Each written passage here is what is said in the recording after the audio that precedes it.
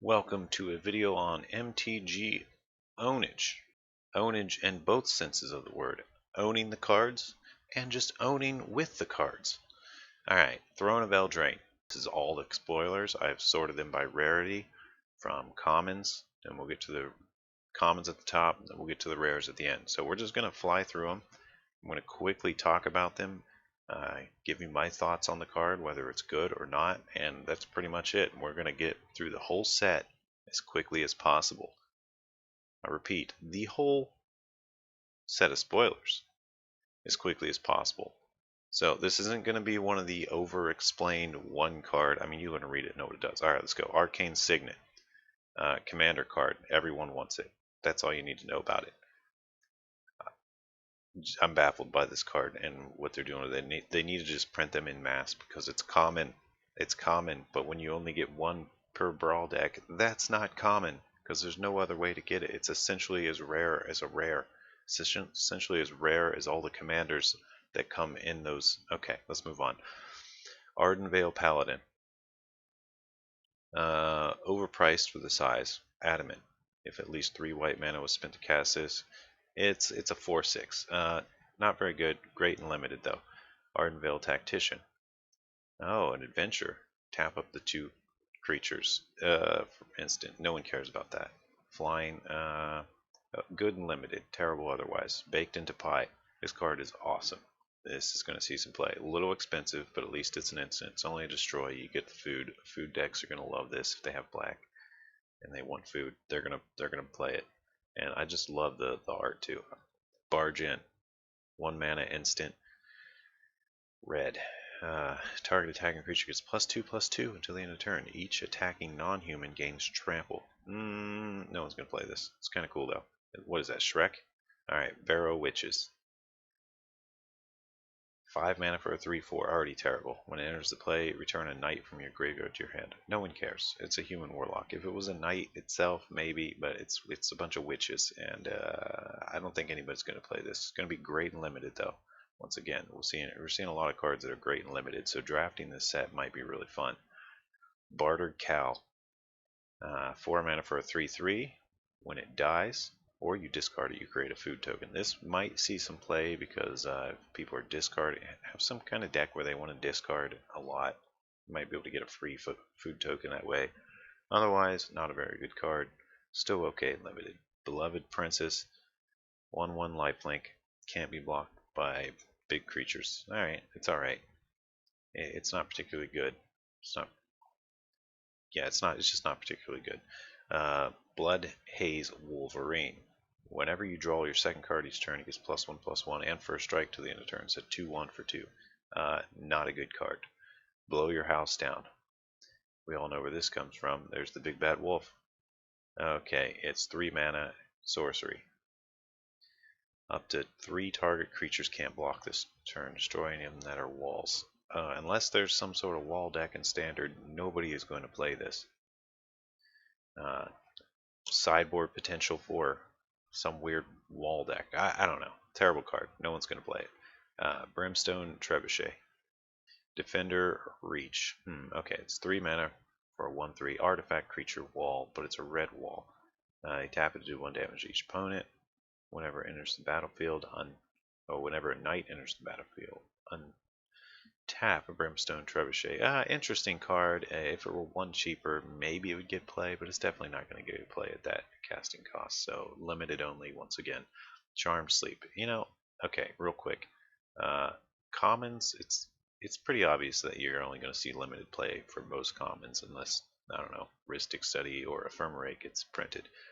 So that's not saying the set's bad to say that none of these are playable so far, really. Charmed Sleep. It's 3 mana enchantment, 2 blue, and 1 other. Enchant creature Charmed Sleep enters the battlefield. Tap a creature, doesn't untap. Okay, this is a lot like Sleep Paralysis. A little cheaper though, except it's harder to splash. Not particularly good. No one's going to play it, except in limited, of course. Command Tower. Once again, I'll reprint. I guess they might as well, since you can't even make a commander deck without having a command tower and without having an arcane signet and a whole host of other required in the commander deck cards. I might make a video on that, so let me know if you want to see that video. I was thinking about making a cards you just have to have in every commander deck, and it's stuff like Soul Ring, Command Tower, Arcane Signet. Just if you don't have them, you can't even make the deck. You just got to go buy those first. Anyway, they might as well reprint it. I mean, it's in the Brawl decks, right? Alright, Corridor Monitor. When it enters the battlefield, untap target artifact you control. For 2 mana, 1/4, this is going to see some play. It's also a construct. This is going to probably see standard play, because just think of the combo potential. And he's a 1/4, he's a decent blocker, he helps blue hold out to get the combo off. And yeah, this card, what is it doing being an uncommon or a common? This should at least be uncommon, I think. But okay, moving on. Crashing Drawbridge. 2 mana for an 0/4 artifact wall. With Defender, tap it to give your creatures haste. Also not bad. Pretty good card. I don't know though. It's weird to want haste in a deck where you have walls. So it kind of, in that way, is counterintuitive. But it's not bad. It's got potential. We'll see where that goes. Crystal Slipper. Red and 1 other for an artifact equipment. And equips for 1. Equipped creature gets +1/+0 and haste. Pretty good. This will definitely see some play. Probably a lot of commander play. Nice card. Someone commented, I don't remember who, but it's a Crystal Slipper. How does it make you faster? Imagine walking in this thing. You're going to be slow as... Alright, moving on. Curious Pair. Alright, 2 mana. We got a Sorcery Adventure of create a food token for 1 mana. Okay, I've read that all wrong. Sorcery for 1. Create a food token. Sorcery Adventure. However you're supposed to say that. And then you can cast it later at 1/3 for 2 mana. Even Peasant. I don't know, the creative food token might come into play, so it's got potential, but I don't think it's going to see much. Didn't say please. 3 mana, counter target spell. And I'm not always going to say these mana types. You can just look at it on the screen if you're curious what the sort of it is. I don't think there's a point in me trying to say that every time. I'll just say the total CMC. Converted mana cost. Alright. 3 mana to counter a spell. Its controller puts top 3 cards of the library into their graveyard. No. I mean, it's good to have a counter. A little expensive for a counter, but it's not too bad. But dumping cards into your opponent's graveyard, unless you're trying to deck them, that's typically good for your opponent because they might have recursion. I mean, not always, of course, it's situational, but I don't see that as a particularly good part of it than putting their cards in the graveyard. They might like that. There's a good chance they'll like that. Alright, Dwarven Mine. But that depends. Going back to didn't say please, it just depends on what your deck is. Maybe you want to deck them, and that's super good. So we'll see. This is an interesting card. I like it. It's only common, so that's kind of cool. It's going to be easy to get a bunch of them if you need them. Dwarven Mine. Creates an untapped dwarf token if you already have 3 mountains. Otherwise, it comes into play tapped. There's one of these of each color. I mean, you get a little 1/1 dude. Whatever. I mean, it's okay. It's not particularly good. Probably not going to be played much, but it might see a little play. Embereth Paladin. 4 mana for a 4/1. Alright, any 4 mana for a 4/1 is automatically terrible. I don't even care what the rest of the abilities say. But it's got haste. Doesn't have trample. So that makes it exceptionally bad. If you spend at least 3 red mana, well, it's a 5/2. Epic bad. Epic bad. Please. Please no more. I don't know, maybe I'm missing something, but it's just too expensive for what it does, and it's just dead. It's just going to die, and it won't even trample over it. So, not good. Eye Collector. 1/1 flying for 1, okay. And when it does combat damage to the player, they put the top card of their library into the graveyard. Insignificant. Fairy Godmother. Let's see. Fairy Godmother has a sorcery adventure. Target creature gets +2/+1 and gains flying until the end of turn for 2 mana. Sorcery though. If it were instant, it would be better, but so I'm gonna say terrible. And then it's just a little spirit, 1/1 flying for 1 mana. Not the worst card in the world, but also not particularly good. Fell the Pheasant. 2 mana for an instant, green instant. Fell the Pheasant does 5 damage to a flyer. create a food token. Okay, interesting. At least you get a food token, but you gotta have a flyer target, so that makes it a little inconsistent. I don't know, green just loves having these destroy flyer cards, and here's yet another one that creates food, so. Alright, whatever. Festival Funeral. 5 mana. Instant. Target creature gets -X till the end turn, where X is the number of cards in your graveyard. I mean, this could be good if you're dumping cards in your graveyard. I mean, it's super expensive though. 5 mana for an instant removal. At least it's negative, so it gets through indestructible. Some potential here, but I don't think it's particularly good. You might see a little play, maybe in limited with Eye Collector or something where you can dump cards quick. But I don't know. I like that art though. It's really nice. Fierce Witch Stalker.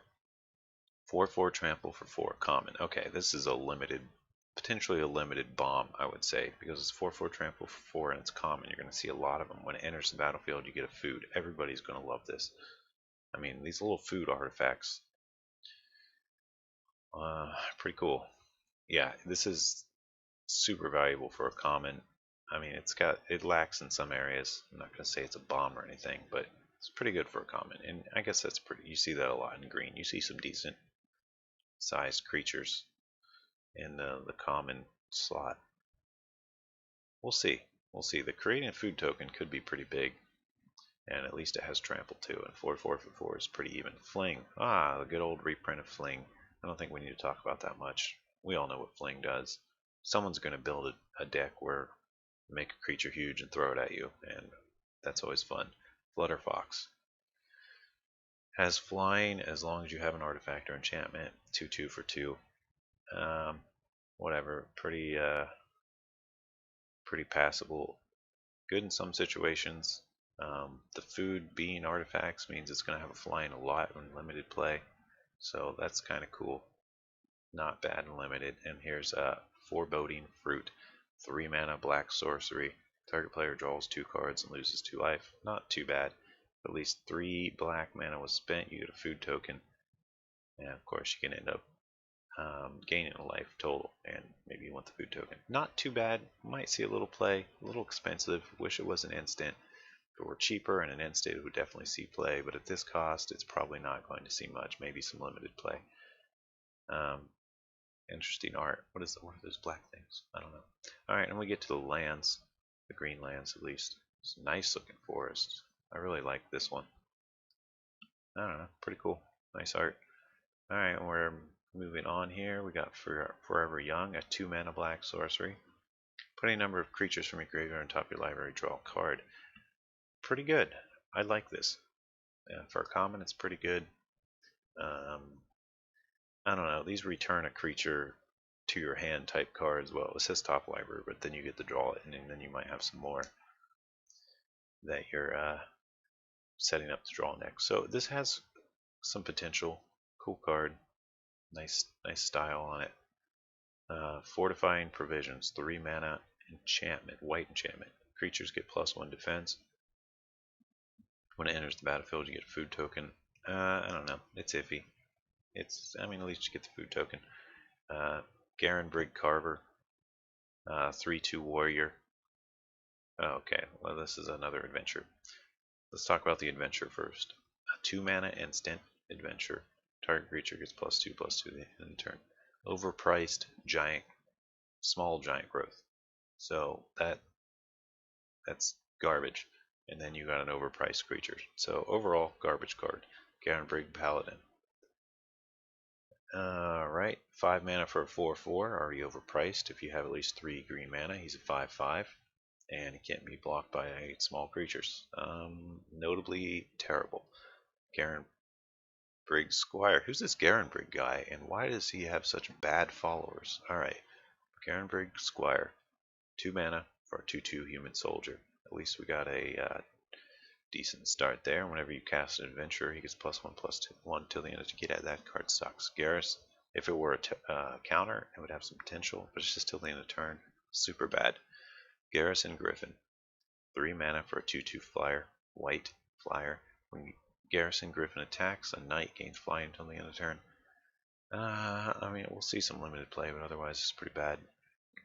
Alright, here we are The giant skewer.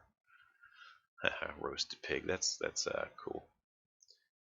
2 mana for a black artifact equipment.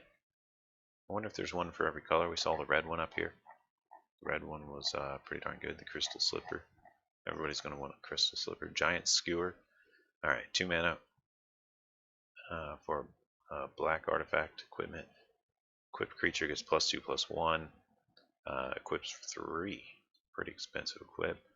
Whenever equipped creature deals combat damage to a creature, create a food token. Oh, okay. Combat damage to a creature. Usually this says player. This rarely says creature. So that's interesting, but not very good. Pretty terrible card. If its equip cost was 1, it might be okay, but at 3, I'm just going to say this is flat out garbage. You can throw this skewer right into the trash can. Gingerbread Cabin. Oh, I love it. Oh, alright, Gingerbread Cabin enters the battlefield tapped unless you control 3 or more forests. Oh, it's forest. It's the green version of this common land. If it comes into play untapped, so if you already have 3 forests, you get a food token when it comes into play. So that's pretty cool. Probably going to see some play of that for people who want those food tokens. Ginger Brute, 1 mana for a 1/1 haste artifact creature food golem. Can't be blocked this turn except by creatures with haste. Now that's a new interesting thing. Only haste creatures can block him. You can sack him to gain 3 life. He's a food. I have a feeling this guy's going to see some play. He's pretty cool. I mean, he fits in everything. He fits in red aggro where they want those little 1/1 hastes. And he's got some additional abilities. I mean, to becoming unblockable could be significant, especially if you're going to equip him and stuff. And you can sack him to gain some life, so that's just an additional thing. Basically, he's a food token himself. So this is a pretty good common. I don't know. It's got some potential. Just that it fits into potentially any deck is interesting. We be curious to see what people do with it, and it potentially being pretty well unblockable is good. Golden Egg comes in play. Draw a card. It's a 2 mana artifact food. You can sack it, pay 1, sack it, add 1 mana of any color, so you can just kind of sift a color, or you can pay 2 and sack it to gain 3 life. I mean, when it comes to play, you draw a card. It's a pretty good filler card there. Not bad, not bad. We'll see if it gets played much, and we'll probably see it here and there. Hingewalker, 3 mana artifact golem. He's a 2/2. If the mana used to cast him was all the same color, he's a 3/3. Not very good. Notably unnotable. Okay, we got the white common land, Idyllic Grange. If you have at least 3 planes, when it comes to play, it's untapped. When it's untapped, you get a +1/+1 counter on a creature you control. That's okay. I mean, these all seem to be okay. They might be worth playing just for the little bonus effect of at least your land does something when you draw it late game. That's always nice. It just sucks to be like turn 10 or something and you draw just a planes. This would be better. They're all like that. So these might see some play for that reason. Insatiable Appetite. Or, I guess going back to these lands on turn 4, these are probably the best land you could drop, or one of the best lands you can drop on turn 4. If you're playing monocolored. But if you're not monocolored, it's going to be a little more iffy. Okay, moving on. Insatiable Appetite. It's a green instant for 2 mana. You sack a food. Target creature gets +5/+5. If you don't sack a food, it's just a giant growth +3/+3. I'm going to say that card's not going to get played at all. It's pretty bad. It's just an overpriced giant growth in most situations, unless you have a food. Then it's a tiny bit better than a giant growth, so it's still not that great. So, yeah, I don't think that's any good. Okay, here's the islands. I really like this island. These other ones are pretty cool too. That one's not bad. That one's, what is that? That looks like a swamp. Alright, and this island is super cool too. So these two might be the most expensive islands. I'd like to get these in foil. Jousting Dummy. 2 mana artifact creature. He's a 2/1. And you can pay 3 to give him pump him up. +1/+0 till the end of turn. Terrible. Not good at all. But it's a Scarecrow Knight. Okay, Knight of the Keep. A plain old 3/2 with some flavor text for 3 mana. Epic bad. Lash of Thorns.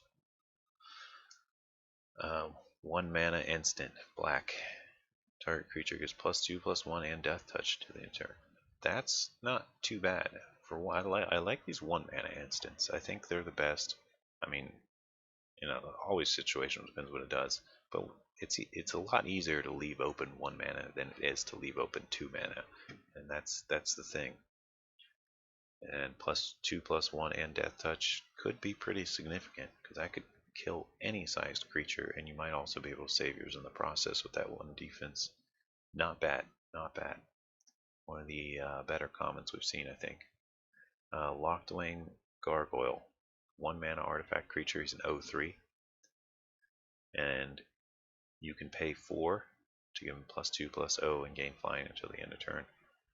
Not particularly good. That's really expensive to make him be able to do anything. That a lot of times it's probably going to take up your whole turn. So he's basically an 0/3 wall for most intents and purposes. Not very good, but at least he has the potential of being a flyer. So I don't know. Not a good card, but interesting. Lockdwing Paladin, 4 mana for a black human knight. He's a 3/2 with menace, and if he's got the adamant, if you use at least 3 black mana, he's a 4/3 menace. Not very good. And when I say not very good, I'm kind of talking about more standard or modern play. In limited, even these ones that are not very good are often still pretty good. Like he's probably still pretty good in limited. So just keep that in mind. Lonesome Unicorn, 5 mana for 3/3 Vigilant. Oh, we should talk about this adventure. Okay, the adventure. And it's 3 mana for a sorcery, and you create a 2/2 knight with Vigilance. And then you can cast the Unicorn, which is for 5 mana, 3/3 Vigilance. Epic bad. Still good and limited, of course, or at least half decent, because at least you get 2 creatures. But yeah, no, probably not going to see any play anywhere else. Lost Legion, a 3 mana, 2/3 Black Spirit Knight. When it comes in the battlefield, scry 2. Interesting. I would hope for Surveil on a black card, but alright, scry's fine. So yeah, he's okay. Not good though. Malevolent Noble, 2 mana for a black 2/2 human noble. Sack an artifact or a creature. Pay 2, sack an artifact or a creature. Put a 1/1 counter on him. That's not terrible. There are worse cards, because you can sack your food tokens, get him buffed, but it does cost mana. If it were cheaper or cost no mana to the sack, it would be way better. So it's a good thing they put the cost on there. So we want to limit the amount of infinite loops in this game. In my opinion, there's just too many of them, and they ruin so many games. Side rant alert. I feel like every game where someone goes infinite is and wins that way is not a satisfying game. That's just my opinion. Take it with a grain of salt, or whatever you will. I just feel like it's a cheesy, annoying way to play or win the game, and I think that anything that could go infinite should just, I don't know, they need to get rid of those cards. It makes the game a lot less fun. It makes me not want to play again. That's just me. Maybe you agree, maybe you disagree, and that's fine. But I personally just don't like it. Alright, let's move on. Mantle of Tides. 1 mana for blue artifact equipment. Okay, 1 mana is very cheap. And equipped creature is +2/+1. Whenever you draw your second card each turn, attach Mantle of Tides to a creature you control. So that's not bad. It's pretty much for a blue deck, it's going to be relatively free attached, but it's only +1/+2 and nothing else, so that's pretty terrible. But you could equip it on other players' turns by casting a couple spells. So that's kind of neat. Equip cost of 3 otherwise. Not too bad, not too bad. Not too good either. Marleaf Rider. 2 mana for a 3/1 green creature. You can sack a food to make a target creature block this turn. It's whatever. Not particularly good. Memory Theft. 3 mana for black sorcery. And target opponent reveals their hand. You choose a non-land card from it. Player discards it. You may put a card that has adventure that player owns from exile into that player's graveyard. I guess so they can't cast the other side of it. I don't know. Maybe that'll be significant in some way that I'm not aware of, but it seems pretty bad. It's just a really expensive for a discard for it. I mean, you do get to pick any card that's not a land, so that's pretty good, but it's so overpriced. 3 mana. And you get to ruin their second part of their adventure card, which I don't know. I don't know if that's good or not. I don't feel like it is, but it could be. We'll see. Merchant of the Veil. Um, another adventure card. For 1 mana, you get the instant Haggle. 1 red mana instant, discard a card. You may discard a card and draw a card. Okay, a little replacement for the Faithless Looting, I guess. A small one, Haggle. Pretty neat. Alright, and then after that you can cast him for 3 mana. He's a 2/3 that has a pay 2, discard a card, draw a card. Doesn't even tap to do this, discard, draw. So that's infinite. I feel like this card might see some play, just because he's got some weird wombo potential with the draw discard. People seem to like that sometimes. The sift effect and being able to do it on a stick, a non-tapping stick, is interesting. Alright, Merfolk Secret Keeper. Another adventure. One mana sorcery. Target player mills 4 cards for 1 mana, and then you can cast a 0/4 Merfolk Wizard for 1 blue. Yeah, this is probably going to get played a little. That's pretty interesting. I mean, it's got the whole graveyard effect and the defensive effect, so it could help a player hang on. Mistford River Turtle. 4 mana for a 1/5 blue. When it attacks, target non-human creature can't be blocked this turn. Okay, so you can kind of make something of yours unblockable. Not a very good card though. A little expensive for what it does in my opinion, but it could come into play and be really effective if you have some other really big creature that you want to be unblockable. Could be interesting to do with the turtle, but still, you know, it's going to take a turn for his summoning sickness to wear off and all that. So I don't think it's that good. Moonlit Scavengers. 6 mana for 4/5. Okay, already bad. It's a Merfolk Rogue. When Moonlit Scavengers enters the battlefield, if you control an artifact or enchantment, return target creature an opponent controls to its owner's hand. So it's a way overpriced mana war that is not necessarily going to have the effect unless you have an artifact or enchantment. That's terrible. Epic bad. Just way too expensive. Like, you need to drop that cost to like 4 mana for it to potentially be good, but even then it's still only iffy. I mean, I guess 4/5 for 4 is good. So it's just way overpriced. That's just one way I like to look at cards if I'm considering whether it's potentially good or not. Take 2 mana off the casting cost. And is it potentially good then? If the answer is still only iffy, then the card is epic bad because it's way more than it should be. But, you know, they can't make every card powerful, so that's understandable. It's fine.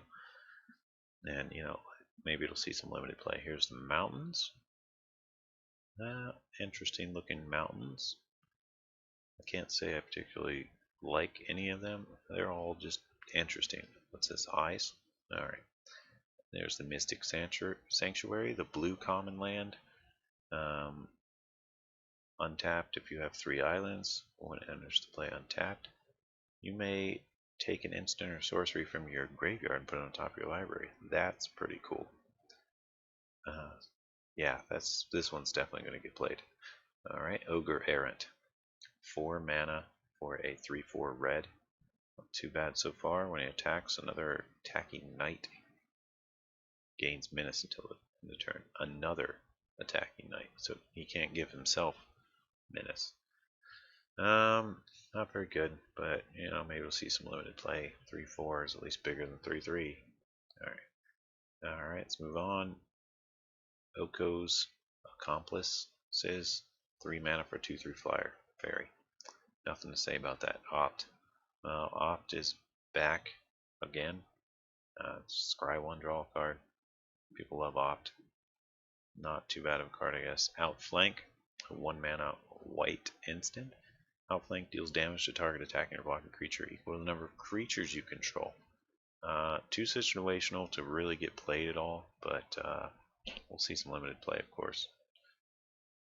Outmuscle, 4 mana for a green sorcery. Put a +1/+1 counter on target creature you control. Then it fights a creature you don't control, and this has adamant. You'll use at least 3 green mana. The creature you control gains indestructible. Way overpriced.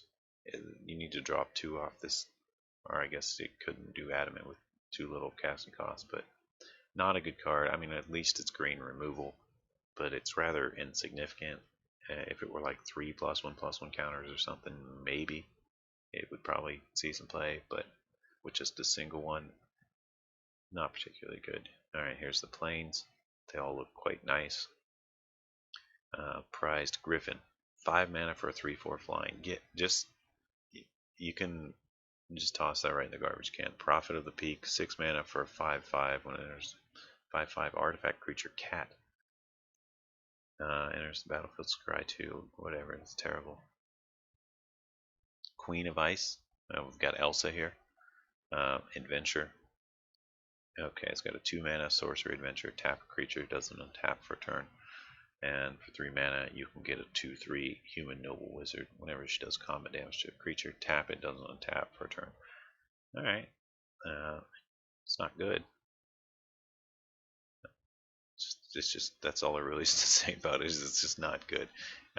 It'll see some limited play. It seems pretty good and limited. Otherwise, not. So, Raging Redcap, 3 mana, 1/2 double strike. Get out of here. It's a Goblin Knight though. It's terrible. Reaper of Night, 7 mana. Okay, let's talk about the adventure. Reaper of Night has an adventure. For 4 mana, sorcery adventure. Target player discards 2 cards. Alright. A little overpriced, so not too great. Reaper of Night is the creature side of it. For 7 mana, you get a 4/5 when it attacks. Defending player has 2 or fewer cards in hand, it gets flying. So it's probably a 4/5 flying, most likely, since you had them discard 2, but unless they're drawing a bunch or something. So not good. 7 mana for a 4/5, potentially flying, is epic bad. But at least it's a big flyer, so it's probably going to see some limited play. Reeve Soul, 2 mana, black sorcery, destroy a creature with power 3 or less. That's not bad. I really wish it was an instant, but it's not too good either. Alright, moving on to Redcap Raiders. And here we have 3 mana for a 3/2. Whenever it attacks, you may tap and untap non-human you control. If you do, it gets +1/+1 trample, becomes 4/3 trample. Not very good, but at least it's a 3/2 for 3. Return to Nature is back. It's interesting that they would just print it in 2 sets in a row, but okay. Remrock Knight. Okay, he's got an instant adventure. 1 red mana. Target creature gets +2 power until the end of turn. Instant. Alright. And it can't block. 2 mana for 3/1 that can't block. Now it's a Dwarf Knight. Rosethorn Acolyte. Okay, this is another adventure card. 1 mana, add 1 mana of any color. And then, yeah, that's okay. And then 3 mana for a 2/3 to tap, add 1 mana of any color. Alright. It's not particularly good. Alright, here we have the green artifact equipment. 1 green to cast. Rosethorn Halberd. When it enters the battlefield, you attach it for free. Equipped creature gets +2/+1. So that's pretty cool. It's a free attach. To re-equip it after that free one you get, it's 5, or to switch it or whatever. So that's a really expensive equip cost. It's pretty. No one's ever going to pay that. It's just going to give a creature +2/+1 basically, and then just sit there. So not very good, but it has potential. Roving Keep, 7 mana for a 5/7 artifact defender wall, and you can pay 7 to give it +2/+0, making it a 7/7, and it loses its defender. So pretty good and limited, otherwise pretty terrible. Run away together. 2 mana, blue instant. Choose 2 target creatures controlled by different players and return them to their owner's hands. That's going to be pretty good in group games, as you can mess with a couple opponents, make 2 of their creatures run away together, and being an instant's pretty good. So yeah, that's going to see some play. Not too bad. But it's going to be really bad on the one-on-one format unless you have stuff you really want to bounce on your side. Alright, moving on. Scalding Cauldron, 1 mana for an artifact. 3 sack, does 3 damage to target creature. Okay, that's nothing really to note there, other than it's a 1 mana artifact. Scorching Dragonfire, 2 mana. 4 and instant does 3 damage to a creature, planeswalker, and it exiles it. Not too bad. Searing Barrage, 5 mana for a red instant. Deals 5 damage to target creature. Overpriced. And if you use at least 3 red mana, it does 3 damage to the creature's controller. So, just way overpriced overall. So not too good. 7 dwarves. 2/2 for 2. Alright, and it gets +1/+1 for each other creature. Name 7 dwarves you have. You can have up to 7 dwarves in your deck. Very interesting card. I don't know if it'll see much play, but if you can get 7 of them, I mean, if you get 4 of them, it's 4/4/4s. So it has some potential there for some play, but not too noteworthy otherwise. Just a nice flavor of a card. Yeah, I feel like it's going to be draft worthy because if you can just try to get as many as you can from a draft or limited pick, and you end up with up to 7 of these, that could be really interesting. So maybe we'll see some silly things come out of it, but otherwise not too notable. Shining Armor, the white artifact enchantment, 2 mana for an artifact equipment with flash, and when it comes into play, it's free attached to a knight, and the knight gets +2 defense and vigilance. Not good. At least it has flash, at least it's free attached, so you could save a creature, and then it has +2 defense and vigilance. Otherwise, its equip cost is 3. I don't think this card's very good. Signpost Scarecrow, 4 mana for a 2/4 vigilance artifact creature. You can pay 2 to siphon 1 mana of any color. Alright, Silver Flame Ritual, 4 mana for a sorcery. Put a +1/+1 counter on each creature you control. Adamant, they also get vigilance until the end of turn. Not too good. Got a little potential, but not too good. Silver Flame Squire. Let's see, it's an adventure card. The adventure is a 3 mana instant where creature gets +2/+2 and untaps. And then you can play him later. It's 2/1 for 2 mana. Not really worth playing in my opinion. Smitten Swordmaster, another adventurer. 1 mana for a sorcery. You gain X life, and each opponent loses X life, where X is the number of knights you control. Whoa. Whoa. Okay. And it's a 2 mana lifelink human knight. That is a 2/1. This is going to see a lot of play. People are going to find a way to pound out a bunch of knights, and this is only 1 mana for Curry Favor. Yeah, this, maybe I'm wrong here, but I sense that this is broken already.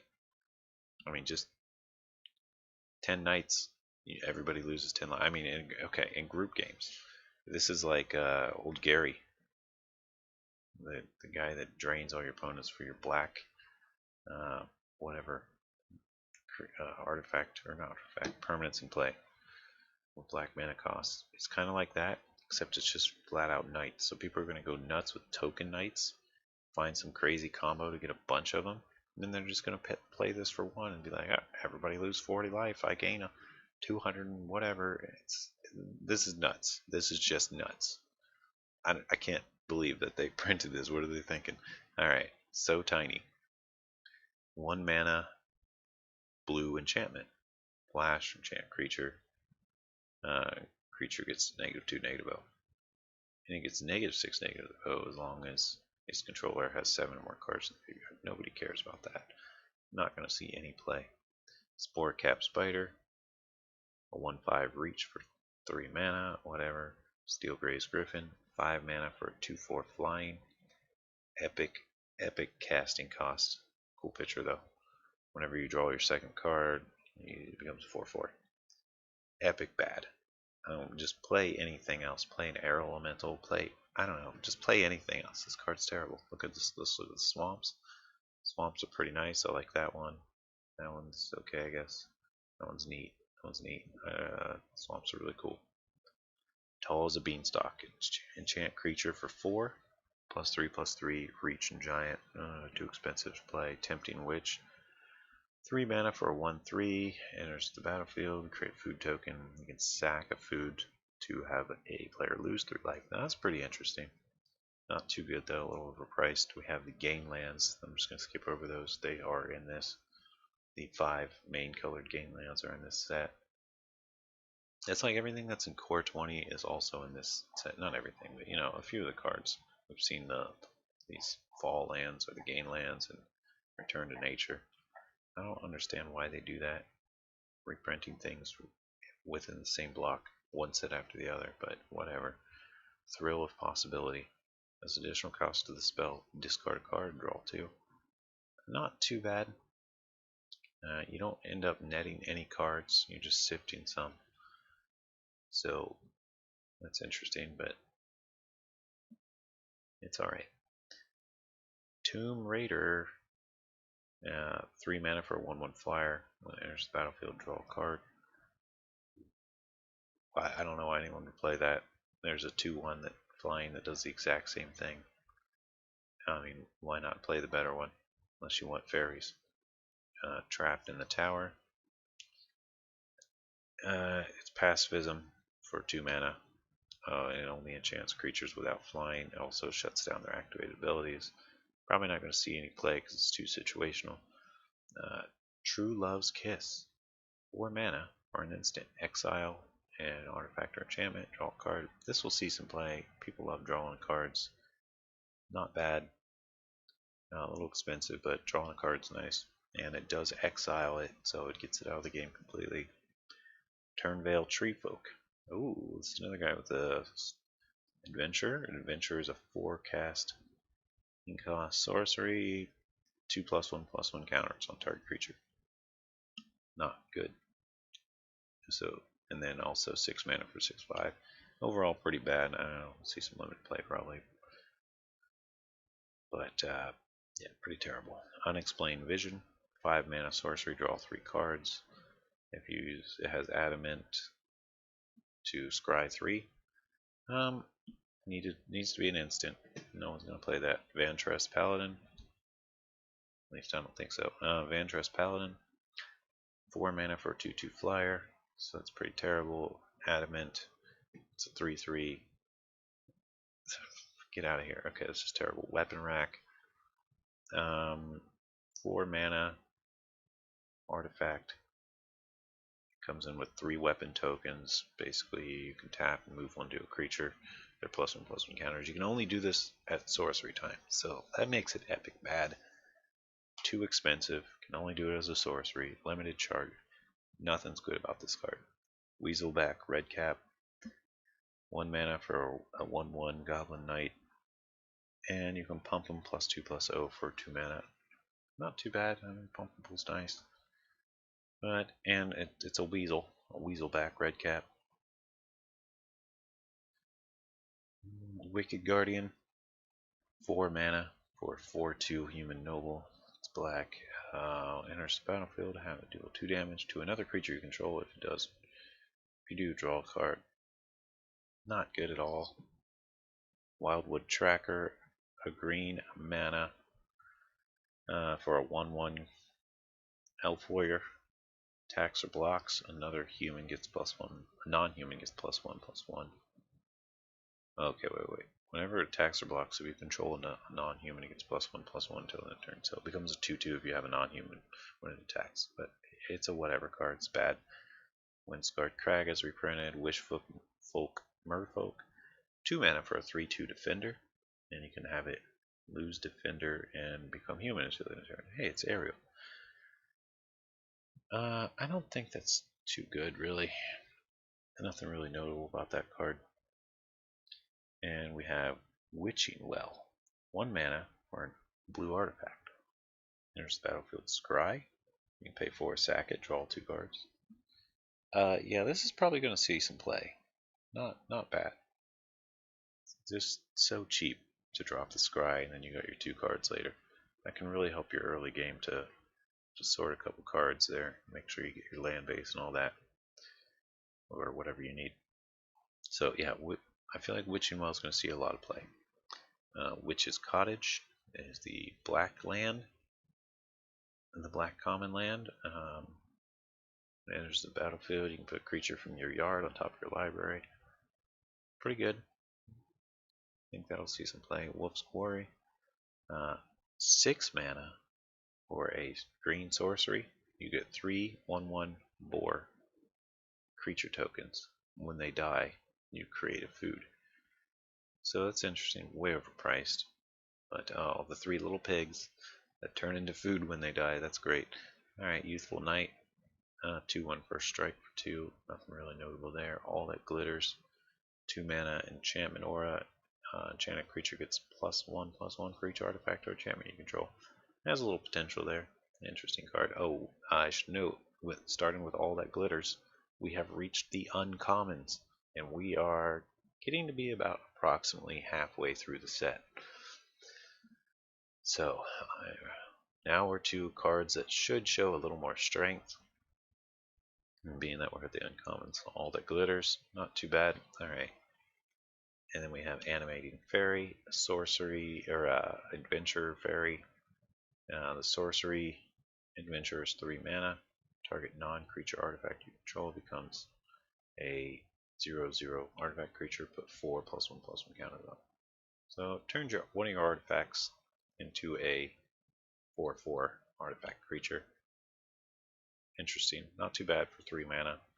And then you can play a 2/2 flying for 3 mana. Not too bad. Arcanist Owl. 4 mana, blue or white, for a 3/3 flyer. When he enters the battlefield, look at the top 4 of your library, reveal an artifact or enchantment from them, and put that in your hand. Put the rest on the bottom. Not bad. You grab an artifact or enchantment from the top 4, and you get a 3/3 flyer. Not bad. Also not the greatest. Okay, we have Archon of Absolution. 4 mana for a 3/2 flyer. Protection from white.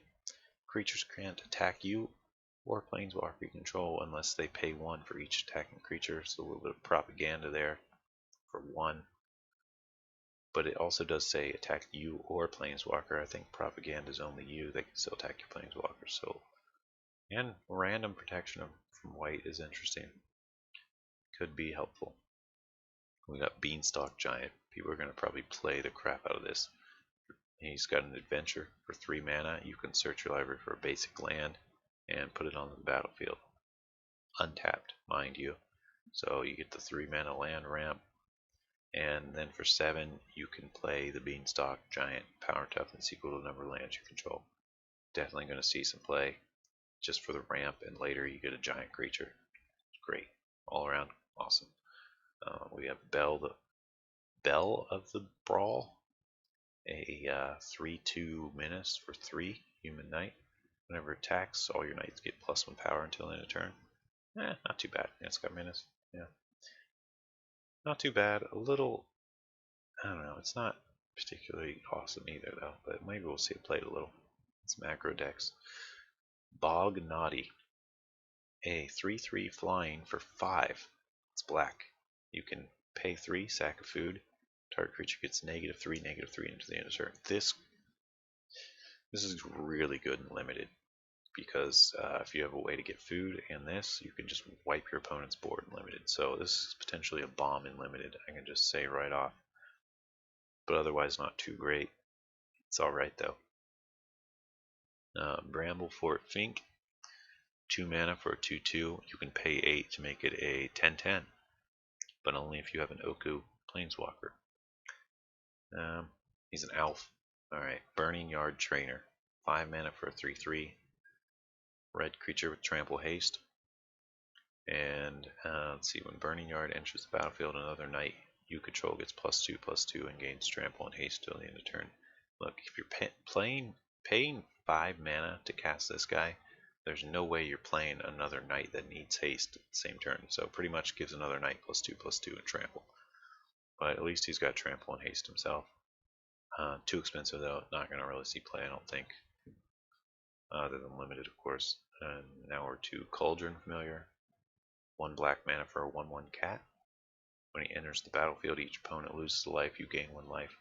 You can sack a food to return the Cauldron Familiar from your graveyard to the battlefield. Not too bad. A little life siphon could be significant, especially if you have a way to make this phase in and out a million times and you've got that food option. So a decent little creature, but being 1/1, not anything really too special. We'll see what happens. We'll see if people have some weird infinite combos. Well, I'm going to do this with my Cauldron Familiar, I don't know, a billion times, you all lose. You know my thoughts on that. Cauldron's Gift.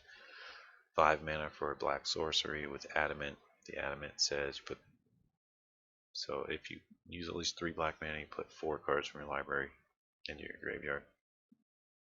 You may choose a creature card in your graveyard.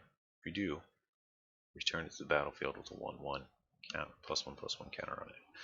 This is pretty good. Another Reanimator. 5 mana to snag a creature from your yard and drop it into play with that +1/+1 counter.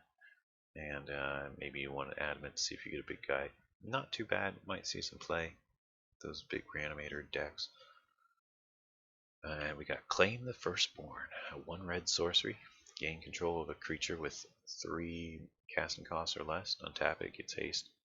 So we'll seize control of a 3 CMC or less for 1 mana. 1 mana is not bad. It's a sorcery. If it were an instant, so you could snag a blocker, it'd be better. Clockwork Servant. 3 mana for a 2/3. Artifact creature gnome. When Clockwork Servant enters the battlefield, if at least 3... Oh, Adamant. You can draw a card if you use all the same color mana when you cast it. Not too bad.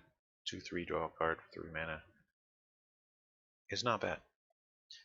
But not anything to write home about either. Covetous Urge. 4 mana, black or blue sorcery. Target opponent reveals their hand. Choose a non-land from that player's. Okay, reveal their hand. Choose a non-land card from that player's graveyard or hand and exile it. You may cast that card for as long as it remains exiled. You may spend mana as though it were mana of any color to cast that spell. Okay, this is really good. 4 mana, you get to snag something out of their yard or hand to cast whenever you want. For the rest of the game, basically. Pretty good. Not bad. Definitely going to see some play. Wish it were instant. Sorcery's still half decent though. I don't know. If it were a little cheaper, it would definitely be good. 4 mana is getting to be an iffy cost. Alright, Deafening Silence. 1 white for an enchantment. It says players can only can't cast more than 1 non-creature spell each turn. Just totally shuts down Storm. It's going to be sideboarded in all over the place probably. Deathless Knight. Let's see, 4 mana, green or black, or a 4/2 haste Skeleton Knight. When you gain life for the first time each turn, return it from your graveyard to your hand. Interesting. Not bad, not bad. Might see some play. Drown in the Lock. I've heard some speculation on this one. It's a blue-black instant, 2 mana, and you get to choose one. Counter a spell with converted mana cost less or equal to the number of cards in its controller's graveyard. So you gotta get things in your opponent's graveyard and then you can counter stuff. Or you can destroy a creature with CMC less than or equal to the number of cards in controller's graveyard. So you gotta get cards in your opponent's graveyard before this is useful at all. But once you get, I don't know, 5 to 7 cards in there, this pretty much is destroy or counter anything. So not bad, a lot of potential there, especially if you're going to be milling interesting card. That's probably going to see some play. It is notably completely useless on turn 2 though. So it being 2 mana cost is nice and all, but that doesn't mean it's useful turn 2. It's probably not going to be useful till like turn 7 or 8. But it being cheap is still nice. Edgewall Innkeeper. 1 green mana for a 1/1. Human Peasant. One of you cast a creature spell that has adventure draw a card. Pretty cool. Everyone loves drawing cards. Elite Headhunter. 4 black or red. Menace. 2/3 Knight. And you can pay 3, sack another creature artifact, and he does 2 damage to a creature planeswalker. Don't write home about this one. Not too good. A little overpriced overall. It's got a little potential limited, of course. Embereth Shieldbreaker. Let's see, another sorcery. 1 mana, 1 red mana for a sorcery to destroy an artifact. And then you can play it 2/1 Knight later. Enchanted Carriage. 5 mana for a 4/4 vehicle with crew 2. When it enters the battlefield, you get 2 1/1 mouse tokens. I love the theme. I don't think it's too good though. It's nice that it comes with the crew, but it doesn't really do anything special when it attacks. It'd be nice if it did something special when it attacks. You would think it would, just because of what it is. But at least it comes with those mice. Epic Downfall. Exile a creature with CMC 3 or greater. A 2 mana sorcery. That's pretty good. That is, I'd say, really good. I mean, it just knocks out any big creature for 2 mana. Really wish it was instant. It would be a lot better if it was instant, but still not too bad.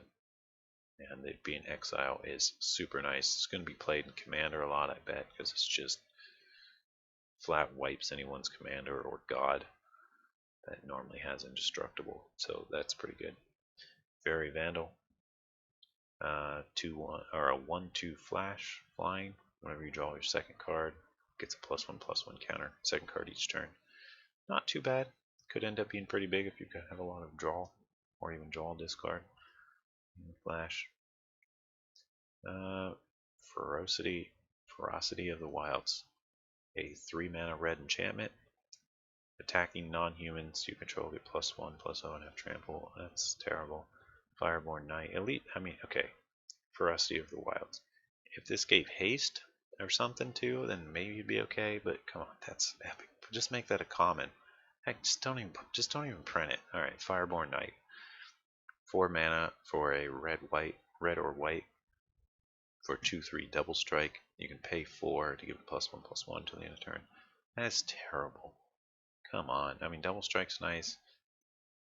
This needs to be put a +1/+1 counter on it, and then it would start to be okay. But like this, it's just so expensive. It's like you just can't play anything else, and you only get a 2/3, potentially 3/4 if you tap out yet again. It's just way too expensive. All right, Flaxen Intruder, one of the earliest spoiled cards. I don't think this card's too great. I mean, 7 mana for the adventure part of create 3 2/2 bears. It's just too expensive for the bears, really. And it ward 1 mana for the 1/2. You probably want to play this first turn, and when it deals common damage to a player, you can sack it if you do destroy an artifact or enchantment. So its 1 drop is notably better than the adventure. Not much to say there. Foulmire Knight. I guess the one thing to say about it is it might be a sideboard card if someone's running heavy artifacts and enchantments with not many creatures. You can drop turn 1, make it unblockable. So it's got potential. Foulmire Knight. Zombie Knight with adventure. 3 mana instant adventure, draw a card, lose life, and its casting side is 1 black for a 1/1 death touch. Yeah, not too bad. Frogify has been I think this is a reprint. I don't remember. 2 mana to enchant a creature. Creature becomes a 1/1 frog with no abilities. I love the art. Giant Opportunity. Oh, the 3 beans. It's a 3 mana green sorcery. Sack 2 foods, and you get a 7/7 green giant. Otherwise, create 3 food. So That's not bad. I mean, if you need the food, you can get them. Otherwise, you get the big giant. Pretty cool. I think this card's going to see some play. Because if you want food, it's a nice way to get 3 foods. And you can also get a giant creature if you need a giant creature. Glass Casket, a white artifact for 2 mana. When it enters the battlefield, exile target creature an opponent controls with CMC 3 or less until Glass Casket leaves the battlefield. Please stop, white. I don't know what it is about the white cards that exile things, but they just annoy me because they're so inconsistent. If anyone's running a removal, you just wasted your card. If anyone's running a Flaxen Intruder, your card's useless. I don't think this is going to see any play. Correct me if I'm wrong. Alright, we're to a legendary goblin, Grumgully the Generous. For it's a 3 mana, green red, 3/3. Not too bad right there, and he makes all your non-humans enter the battlefield with a 1/1 counter. Pretty good. I think this guy will see some play, especially in those colors. The old red-green aggro could really use something like this, I think. Heraldic Banner, 3 mana artifact. Choose a color when it comes into play. Creatures of that color get +1 power. You can tap it for a mana of the chosen color. Not too bad. Little artifact stone that buffs your guys. I kind of like it, but also it could end up buffing your opponent's creatures, so that could be annoying. So I don't think it's going to see much play because of that reason. I personally don't want to accidentally buff my opponent's creatures, and if I'm playing a card that could do that, well, I'm just going to choose a different card to play. Hypnotic Sprite. Let's see, this is an adventure. We have a counter, a 3 casting cost or less adventure for 3 mana. Not too bad. And then you get a 2/2 flyer for 2 blue, or 2/1 flyer, sorry. Not too bad. Not too great either, though. Improbable Alliance. Ooh. Red, blue, enchantment for 2 mana. Whenever you draw your second card, you get a fairy token. And you can pay 6 to draw this card. It's a really expensive draw this card. I guess if you want fairy tokens, maybe we'll run it. I don't think this is too great. Inquisitive Puppet. When Inquisitive Puppet enters the battlefield, scry 1.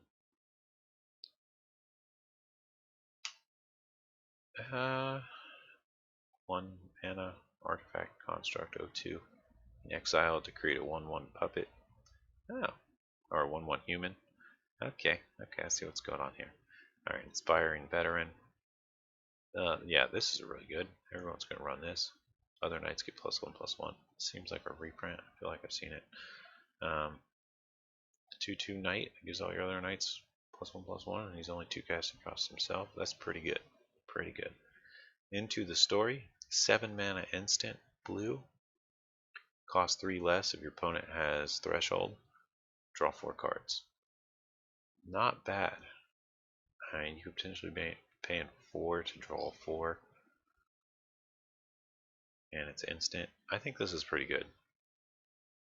If it were sorcery, it would be epic bad, but since it's instant, pretty good. Joust. 2 mana, red sorcery, choose a creature you control and target creature you don't control. The creature you control gets +2/+1 until the end of turn if it's a knight. Then those creatures fight each other. Oh, stop. Just, the card's terrible. Just run something else for removal. You're running red already. Keeper of Fables. Let's see, 5 mana for 4/5. Cat. It's green. Whenever 1 or more non-human creatures deal combat damage to a player, draw a card. Got some card draw in there, but it's iffy whether that's good or not. Kendrith's Transformation. 2 mana for a green enchant creature. Now enters the battlefield, draw a card. Enchanted creature loses all abilities and is a 3/3 elk. At least you get to draw a card too. Oh, that's interesting. Alright, Lock Dragon. Blue-red, 4 of blue or red for a 3/2 flyer. Enters the battlefield. You may discard and draw. or enters the battlefield or attacks, you may discard and draw. Iffy. Iffy whether that's good or not. It's okay. We'll say it's okay. Lucky Clover. 2 mana for an artifact. Whenever you cast an adventure or sorcery, copy it. This will see some play. Doubling up all your adventures is pretty neat. Yeah, it's just something people are going to want to do. Mad Ratter. 4 mana for a 1/2. Whenever you draw your second card each turn, create 2 1/1 black rats. Overpriced. Not too good. Marleaf Pixie. 2 mana for a 2/2 flyer. Green blue. Tap for green or blue mana. Really cool. This card's awesome. I like it. Mysterious Pathlighter. 3 mana for a 2/2 flying white creature. Each creature you control that has adventure enters the battlefield with a 1/1 counter on it. Yeah, it's interesting. Not particularly good, I don't think, but it's okay. Mystical Dispute. 3 mana for an instant blue spell. Counter target. Wait, the spell costs 2 less to cast if it counters a blue spell, so it could be just a 1 casting cost. Counter a spell unless controller plays 3. Not too bad. Probably going to be seen in some sideboards. Ocam Adversary. 3 mana for a 2/3. Costs 2 less if your opponent has a green permanent. So it could be 2 mana for a 2/3. Has Death Touch. Whenever it deals combat damage to a player, draw a card. Not too bad. Overpriced, but if you can get that cheap cost, pretty good. And the combat damage to a player, draw a card's nice because it has Death Touch. So you swing with them, they block them and lose their creature, or you draw a card. So pretty cool. Okay. Haim. Is it Haim or Ham? Okay, I think it's Haim. Ranger. 4 green or white. Elf Knight. Oh, it's got a sorcery adventure for also 4 green or white called Bring Back. Create 2 1/1 white human creature tokens. Really overpriced for those human tokens. It's not even instant, so it's pretty terrible. Otherwise, he's a 2/2 Elf Knight for 4. You can do after that adventure, of course. Tap. Creatures you control get +1/+1 till end of turn. I don't think this is too good, just too expensive. But interesting card.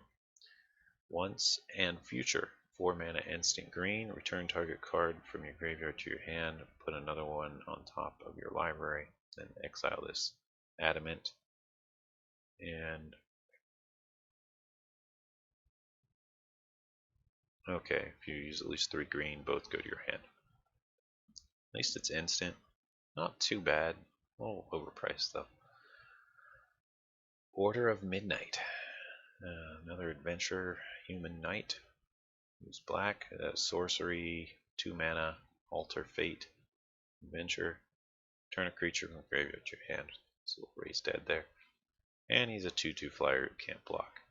Overwhelmed Apprentice. 1/2 human wizard for 1 mana, 1 blue mana. Enters the battlefield. Each opponent puts top 2 cards of their library into their yard, and you scry 2. Not too bad, considering it seems like there are quite a few cards where you want your opponent to have a bunch of cards in their yard. This might be a good turn 1 drop, and scry 2 will help you get a better early game. Not bad, not a bad card. See some potential in it. Rally for the Throne. 3 mana instant, create 2 1/1 white humans. You also, if you use 3 white to cast it, you gain a life for each creature you control. That's a kind of whatever card.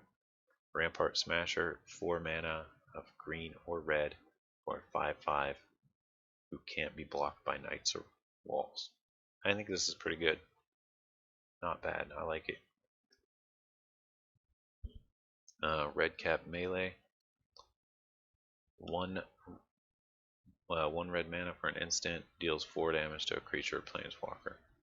If a non-red permanent is dealt damage this way, you sack a land. It's iffy whether that's good. I mean, 4 damage for 1 mana to a creature planeswalker is nice. If you're playing against red, that's awesome. But if you're not, sacking a land's really going to hurt. So I don't think this card is too good. I could be wrong. It might be better. It might just be a sideboard card for going against mono red. Killing those Chandras. Resolute Rider. Or white or black for 4/2 human knight. And you can pay 2, gains lifelink until the turn, pay 3, gains indestructible until the turn. Okay, a little overpriced once again. It seems like all these are overpriced except for this Rampart Smasher. I don't think this guy's too good. He's got potential though. Just the activation costs are too much. Okay, Revenge of Ravens. 4 mana for a black enchantment. Whenever a creature attacks you or a planeswalker control, creature's controller loses 1 life and you gain 1 life. I like this card. A little expensive to cast, but it seems like it'd be fun in group games. The old Righteousness was reprinted, and now it is uncommon. I think it used to be rare. Blocking creature gets +7/+7 till end of turn, and it's just 1 white. Nice. Rowan's Battle Guard, 3 mana for a 3/3 first strike knight. If you have a Rowan Planeswalker, this is a 6/3 first strike. A little potential there. Not too great though. Sage of the Falls, 5 mana for a 2/5. Merfolk Wizard. When it enters, when Sage of the Fall or another non-human creature enters the battlefield under control, you may draw and discard. No. Not going to see any play, I don't think. Savvy Hunter. 3/3 for 3. Black-green. Whenever attacks or blocks, you get a food token. You can sack 2 foods to draw a card. This is really good. The sacking 2 foods to draw a card is really nice. Attack or block, you get a food. No cost on this food generation stuff other than attacking or blocking. Or no mana cost on the sack. Yeah, this is really good. This is going to see some play for sure. Shambling Suit. A 3-drop construct with star 3 power. Power equal to the number of artifacts and enchantments you control. Well, only 3 toughness though. But not too bad otherwise. Shepherd of the Flock. A adventure card. You can pay 1 white for an instant, return a permanent you control to its owner's hand. That's really good. And then you can play a 3/1 human peasant for 2. Yeah, this is a pretty good adventure to bounce one of your own guys. I mean, it's just got a lot of uses. You could save a creature. Maybe you want to enter the battlefield effect again. Or you want to, I don't know, unstasis something of yours. It's just got a lot of potential. I feel like this is decent. It is situational though, so it's kind of iffy. Shine Chaser. 3 mana, flying, vigilance, 1/1. It's white-blue.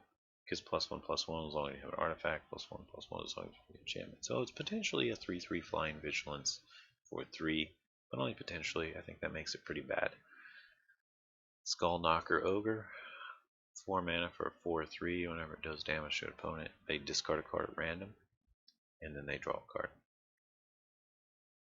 I don't think that's good at all. Slaying Fire. 3 mana for an instant, does 3 damage to any target. Adamant, if you use 3 red, it deals 4 damage instead. Pretty cool. Some nice removal there at instant speed. A little expensive, but at least it has the potential to do 4 damage, and it's instant, so not too bad. Sorcerer's Broom. 2 mana for an artifact creature spirit. It's a 2/1. Whenever you sack another permanent, you can pay 3. If you do, create another Sorcerer's Broom. It's just too small to be significant. It's only a 2/1. Spectre's Shriek. 1 black mana for sorcery. Target opponent reveals their hand. Choose a non-land card from it. If you do, they exile it. If a non-black card is exiled in this way, exile a card from your hand. This is really good. Unless you're playing against mono black, it's just going to be a better duress, basically. Because you can get rid of creatures too. And if it happens to be a black card, then you have an exile card too. But you could just choose a non-black card, or it does say may choose. So if you really don't want to exile something, you can just not pick anything and at least just all their hand. This is really good. This is going to be played a lot probably. All right, Spinning Wheel. 3 mana for an artifact. Taps for any color. You can pay 5 and tap target creature. Pay 5 and tap target creature. That's interesting. Alright, Steel Claw Lance, black-red, artifact equipment. Creature gets giant strength, +2/+2. You can equip a knight for 1, otherwise it's equipped for 3. It's kind of a whatever card because it only pumps, doesn't do anything else. But not too bad. It might be good in the right knight deck. So it's so cheap at least. Sir Aelin, the Lion's Claw. We got a legendary white uncommon here. 5 mana for 4/4 first strike human knight. Whenever your attacks, all other creatures get +1/+1 until the end of turn. We got Sir Karen the Bold, another 5/5 or 5 casting cost, 3/3 human knight legendary creature. There's one of these legendaries for each color. And they're all human knights. They're all 5 mana except for the green one. Okay, so the red one, whenever you cast Sir Karen the Bold or an instant or sorcery you control,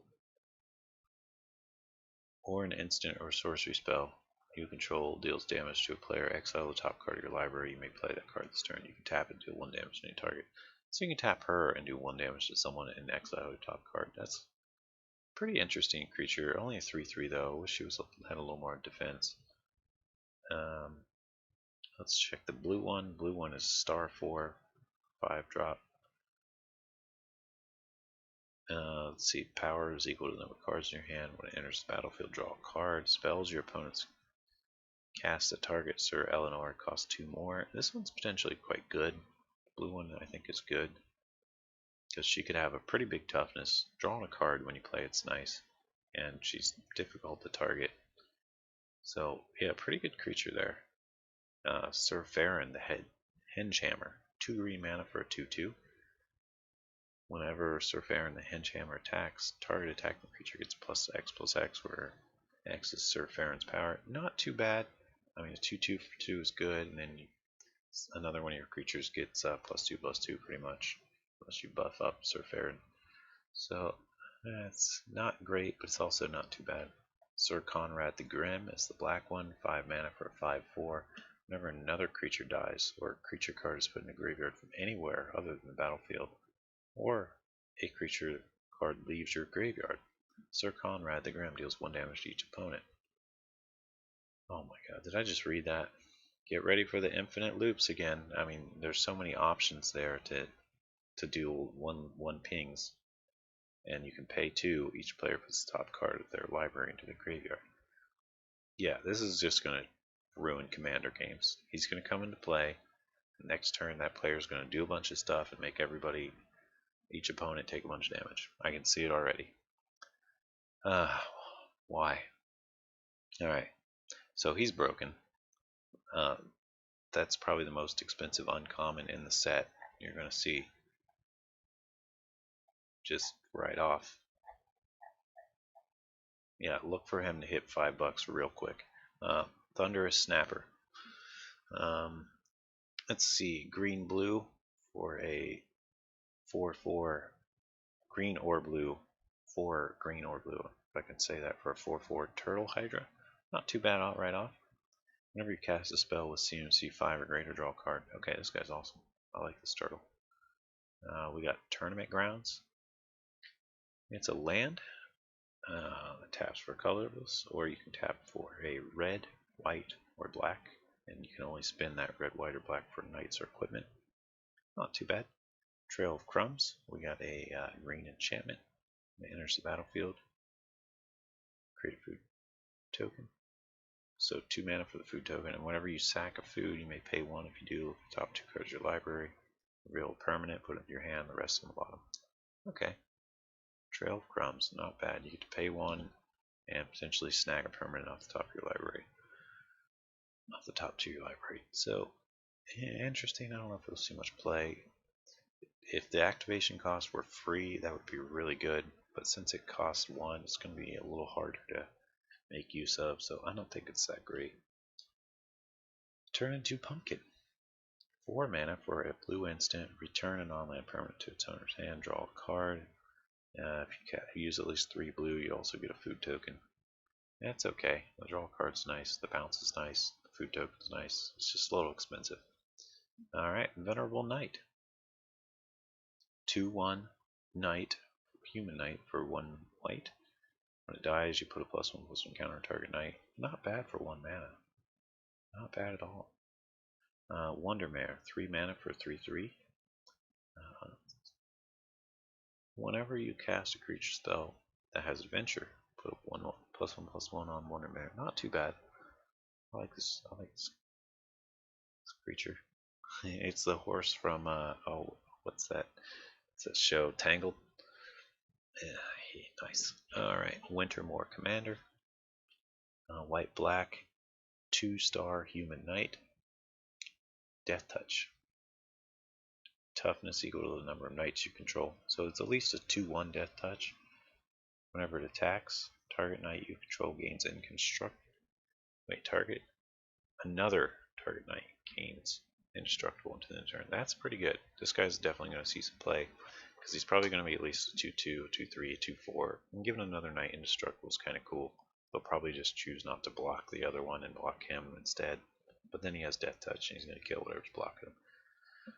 So, not a bad card. I mean, for the cost, it's pretty good. Witch's Oven, 1 mana artifact. Tap, sack a creature, create a food. If the sacked creature's toughness is 4 or greater, you get 2 foods. So you're just cooking your creatures. Pretty cool though, a nice little sack outlet. Yeah, you get some foods. Claimed Contender. 3. Claimed Contender is the first rare. We are now to the rare section. Acclaimed Contender. We got 3 mana for a 3/3 white human knight. When he enters the battlefield, if you control another knight, look at the top 5 cards of your library, reveal a knight or equipment or legendary artifact, put it into your hand, and the rest on the bottom. Okay, so you get when he enters the battlefield, if you have another knight, you get to look at the top 5 and snag something, knight or equipment or legendary artifact. Not too bad, pretty good. 3 mana for 3/3 is good, and just the card advantage is good. He's going to see some play, or she, definitely. Alright, now we have a legendary creature here. It's a black 2/3 for 3 black mana, Necropotence cost. Elf Noble. Whenever a Yara, first of Locked Wing, or another black creature enters the battlefield under control, each opponent loses a life, you gain a life. Tap, sack a black creature, draw a card. This is super good. Especially with like Field of the Dead and the zombies potential. You could really, this could just go off. So this is really good. I can just tell. Alright, banish into Fable. A 6 casting cost blue-white instant. If you cast it from your hand, copy it if you control an artifact. Copy it if you control an enchantment. You may choose new targets. So you potentially get 3 of whatever this is, which is return a non-land permanent to its owner's hand. You get a 2/2 knight with vigilance. So you could potentially bounce 3 things and get 3 knights for 6 mana at instant. Not too bad. Still a little expensive, but a cool card nonetheless. Blacklands Paragon. A 3/1 flash. Enters the battlefield. Target knight gains death touch and lifelink until the end of turn. Not too bad. A 3/1 flash for 2, and you get death touch and lifelink on a knight. Not too bad. That's all I can really say about it. It's not too bad. I love the art. It's nice art. Bone Crusher Giant. This card seems really good. It's got an adventure. 2 mana to do 2 damage to any target, can't be prevented. Oh. It's not just the 2 damage can't be prevented. It's damage can't be prevented this turn. 2 mana instant. That gets through fogs and everything. So you can cast this at any time when someone suddenly does a big prevent all damage. And you get your stomp damage, but also damage can't be prevented this turn. So that stomp is really good. And then later you can get your Bone Crusher Giant, 3 mana for a 4/3. Whenever it becomes targeted, you do 2 damage to that spell's controller. Yeah, super, super good card. Castle Ardenvale, the rare land. Enters the battlefield tapped unless you control planes. Okay, so there's one of these of every color. They each enter the battlefield tapped unless you control a plains or mountain or whatever it is. And of course you can tap to add that color.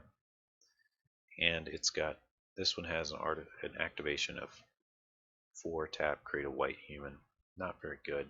It's pretty expensive for a 1/1 white human with no abilities, so I think this is probably going to be one of the worst of these lands. So here's the red version. Pay 3 and tap. Creatures you control get +1/+0 into the turn. Also not very good. Pretty weak effect for 3 mana. At least it's something though. I mean, you might as well have these in your deck. They're not going to hurt. It might come in handy if you totally just run out of cards and need something. But really, those are pretty weak abilities. The green one though, the green one is good. I can tell you for sure. Because, okay, let's put it this way. It ramps you 1. It just flat out ramps you 1. Not early game, but it's like, it reminds me of something like Temple of the False Gods, which of course is really good. Is when you, on 5th turn, drop Temple of the False Gods, you're suddenly ahead 1 turn. And same for any time after turn 4. You drop at turn 7, suddenly it's like you're at turn 8 mana. This is the same way, except it works as normal for forest too. So you can just tap it for 1 green. You don't have to wait till you have a bunch of other lands like you do with Temple of the False Gods. Because let's say you've been playing that land every turn, and maybe you dropped this turn 2 and it didn't even come into play tapped, so it's just been like a forest. Once you hit this amount of mana, once you have 4 other mana in this, you can tap and get 6. So it basically turns what would be 5 mana into 6 mana, and you can just do that all game from then on. So that's just really OP. I mean, like the white one, you kind of have to be at a loss where you can't do anything else, and then maybe you make a 1/1 white creature, and then whatever. This one, same thing. You have to kind of be at a loss, and then okay, fine, I'll activate it because I can't do anything else. But this green one, you're just going to activate it every turn and get that 6 green mana, cast a big stompy creature. It's just something you'll want to use all the time, not because you can't do anything else like the other ones. So that's why this is so good. Castle Lochlane is the black one.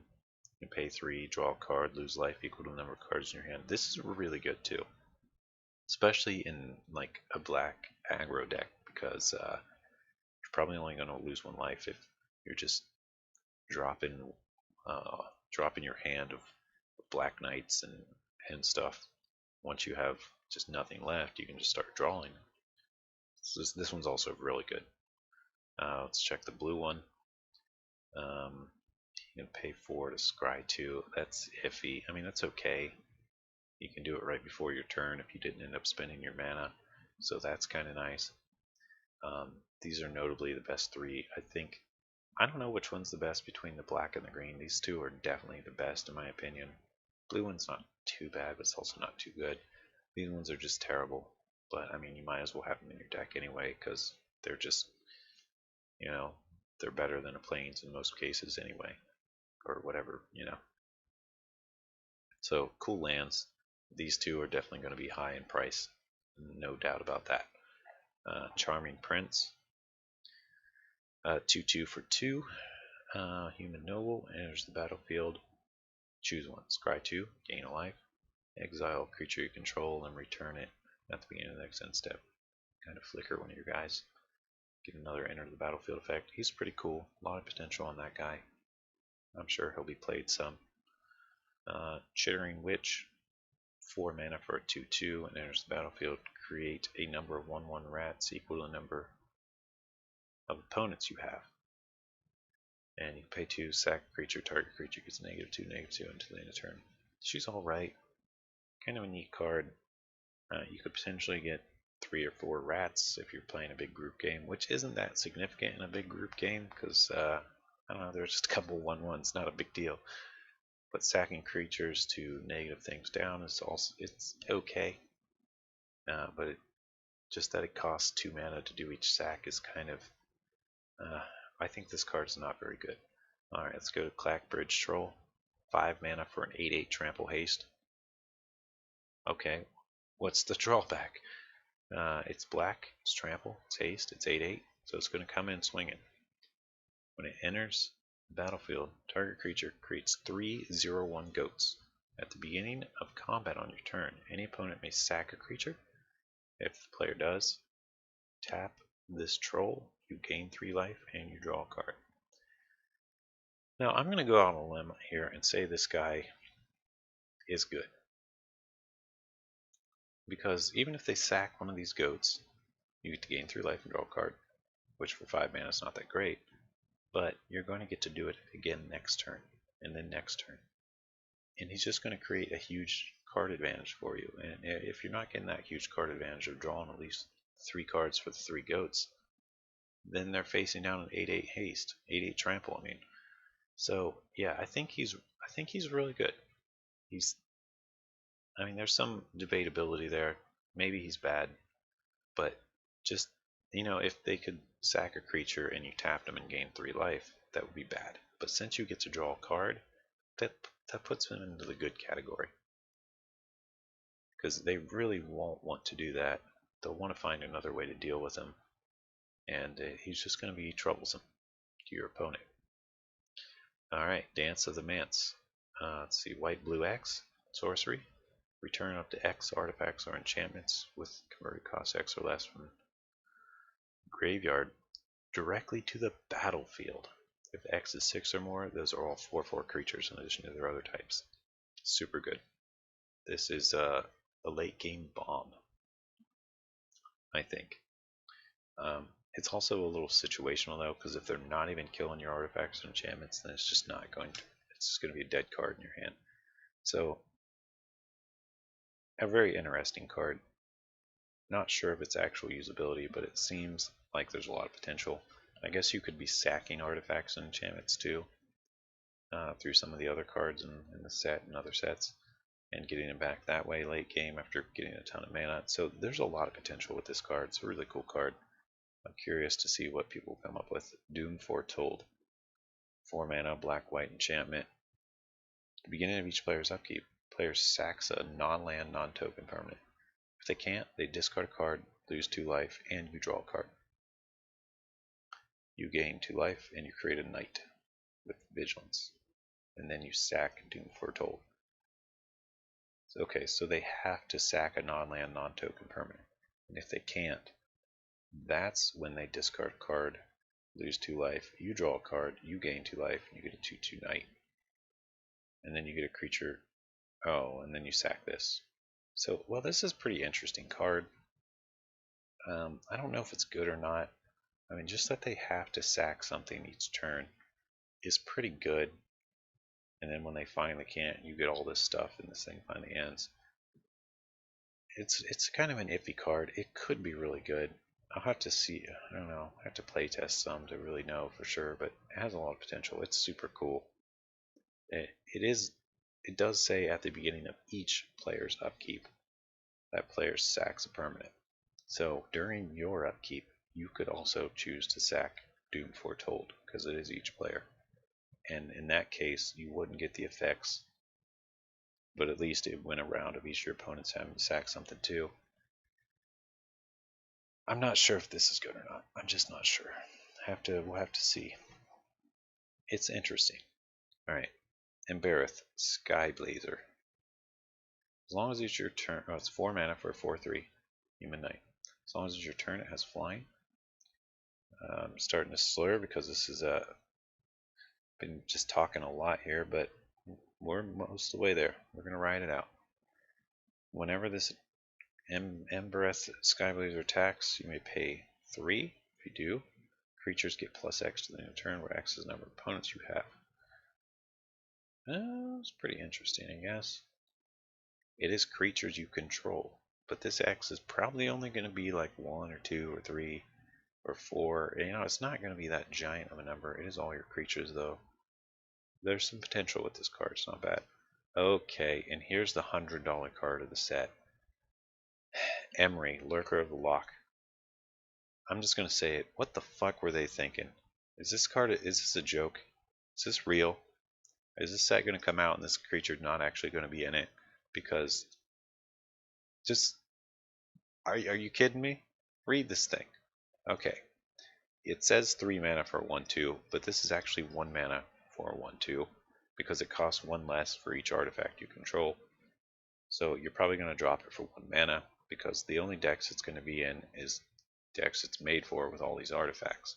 When Emry the Lurker enters the battlefield, Put the top 4 cards of your library into your yard. You can tap Emery to choose an artifact in your graveyard, and you can cast it this turn. So she's just going to reoccur artifacts in your graveyard for days.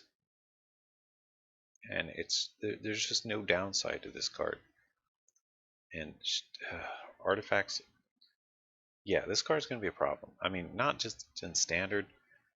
Okay, well, to say a few things. This card's terrible in limited. One of the few cards that's terrible in limited. I don't know if it's good in standard, but in modern, this is an absolute bomb. Just nutty. I honestly expect to see this card. I haven't looked at the prices or whatever the speculation prices. I know they're all over the place, but I expect this card to hit $100. I really do. It might not be right away, but it might not be that long. It might be in a year or two. It might be right after it rotates or it's out of print. This card is nuts. Alright, Escape to the Wilds. 5 mana for sorcery, red green, exile the top 5 cards of your library. You can play them this turn. You can play an additional card this. Okay, you can play them until your end of your next turn. And you may play an additional land this turn. So for 5 you kind of lose the rest of your turn. You get to drop a land. But at least you get 5 cards that you can play next turn. So this is iffy. I don't know if it's good. I don't think it's good. Fabled Passage. It's a better Evolving Wilds. So yeah, this is going to be a big card. Sack it, search for a basic, put it on the land, put it into play, tapped. If you have 4 more lands, untap it. So it has the potential of, well, early game it comes to play tapped, and that's fine, sure. But late game you get an untapped land, which is exactly what you want. It's kind of the problem with Evolving Wilds is it comes in play tapped. This gets around that. It's a rare. Expect to see this go way up in price because everybody's going to want one for their deck. Every commander deck's going to have one. Every brawl deck's going to have one. Every deck's going to have this. So this is another card that's just going to keep going up in price, kind of like Prismatic Vista. If you're into making money on cards, just snag as many of these as you can while they're low in price. Same with Emery. And you know, if you can manage to get like 400 of these, I'm not going to speculate, but MTG Ownage, Fairborough Elder, 3 mana for a Vigilance 0/0 +1/+1 for each of the color permanents you control. For each color among permanents you control, you can tap, add mana. For each color among permanents you control, add 1 mana of that color. Since she's at least 2 colors, it's at least going to be a 2/2, or he, she, it's a tree folk druid. It's going to be at least a 2/2 Vigilance, and it taps for at least green, white. So this is going to be super good. This card is going to be amazing in 5 colored decks, especially. Imagine tapping for 5 mana, a 5/5 for 3 that taps for 5 mana, and it has Vigilance. This thing is super good. This is maybe an underrated card. I'm kind of thinking modern here too a little bit. I don't know about standard so much, but a neat card nonetheless. For each color among permanents you control. It doesn't say other permanents, so it counts itself. It's at least a 2/2 and taps for 2 mana. Alright, Fae of Wishes. Fairy Wizard with Adventure, Sorcery, 4 mana. Sorcery. You may choose a non-creature card you own from outside the game, reveal it, and put it into your hand. I'm always annoyed by these outside the game cards, but I get it. You know, just search your sideboard. So that's not too bad, but it is sorcery and it is very expensive, so that kind of sucks. And it's 2 mana for a 1/4 flyer. You can pay 2, discard 2 cards, return it. Return Fae of Wishes to its owner's hand. Oh, so you can keep recurring this grab stuff from your. And it's a 1/4 flying, which could be a much needed blocker early game for 2 mana. Yeah, this is really good. The sorcery is kind of iffy, but the point is to get to late game with this and then just get what you need in the game. So this is really good. Really good. Fairy Formation, 5 mana for 5/4 flyer. You can pay 4, create a 1/1 fairy and draw a card. I'm going to say it's not very good. I mean, it's not the worst, but it's just iffy. Fairy Formation. Feasting Troll King. We got 6 mana for 7/6 Vigilance Trample. Requires at least 4 green. And that's 6 mana. 7/6 Vigilance Trample for 6. Not bad. When it enters the battlefield, if you cast it from your hand, you get 3 food tokens. You can sack 3 food tokens to return it from your graveyard to the battlefield. And activate this during your turn. So that's not bad. He basically comes back once, unless you have other ways to get food tokens, and maybe he comes back twice. He's not bad. He's not good either. That's too expensive. By 6 mana, well, I don't know. There's some speculation here. I think he's got potential. Vigilance Trample is nice. And just the one recurring event pretty much guaranteed is pretty good too. Because they'll just have to deal with him twice, and that's going to be a problem. So yeah, maybe he's better than he seems. Not bad. Fervent Champion, a 1/1 first strike haste knight for 1 red mana. When it attacks, another knight gets +1 power until the end of turn. Equips cost 3 less. Equips you activate that target Fervent Champion cost 3 less. Now this is super cool because you can pretty much drop him on the field, equip every equipment you got to him, and attack right away. So this guy's probably way better than he seems right off just because of this equip thing. Fires of Invention. 4 mana enchantment. You can cast spells only during your turn, and you can cast no more than 2 spells each turn. Okay. So 4 mana to make your life suck. And then, okay, well, it must have a really good upside then. You may cast spells with converted mana cost less than or equal to the number of lands you control without paying their mana cost. Okay. So it shuts off your instant potential, but it makes everything pretty much free to cast. As long as you have enough lands. This is pretty interesting. This card has some serious potential. I think it's pretty good, but I'm not really sure. It could also be quite bad. The thing about it that's pretty cool is you can play it on turn 4, and then you could play another 4-drop the same turn. Next turn you could play 2 5-drops for free, still have your mana, which you can't do anything with other than activate abilities, I guess, or equip stuff. So I don't know, maybe this is pretty good, because let's say you could drop this, play a creature, I don't know, you just use your mana for all your equipment and activation and stuff. So there's a lot of potential with this. Pretty neat card. We'll see what people do with it. Folio of Fancies, 2 mana for a blue artifact. Players have no max hand size. Double X tap and tap. Each player draws X card. It's interesting. 3 tap. Each opponent puts a number of cards equal to the number of cards in their hand from the top of their library into their graveyard. This is an interesting card. I don't know if it's good. Here's old Gadwick.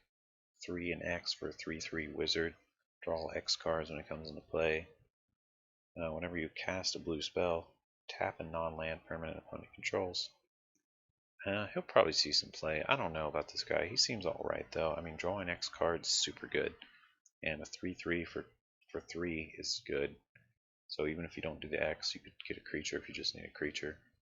And the blue spell and tap something's alright, but that's not that great in my opinion. So I don't know. He's just okay, I think. We'll see. Now we got Giant Killer here. This is it's a human peasant. Okay, for 3 mana, you can instant destroy a creature with power 4 or greater. That's the adventure. Chop down. And then we got Giant Killer. It's a 1/2. You can pay 2 to tap a creature. Not bad. I'd say overall this is pretty okay. A lot of potential there. Gilded Goose. Everybody loves a Gilded Goose.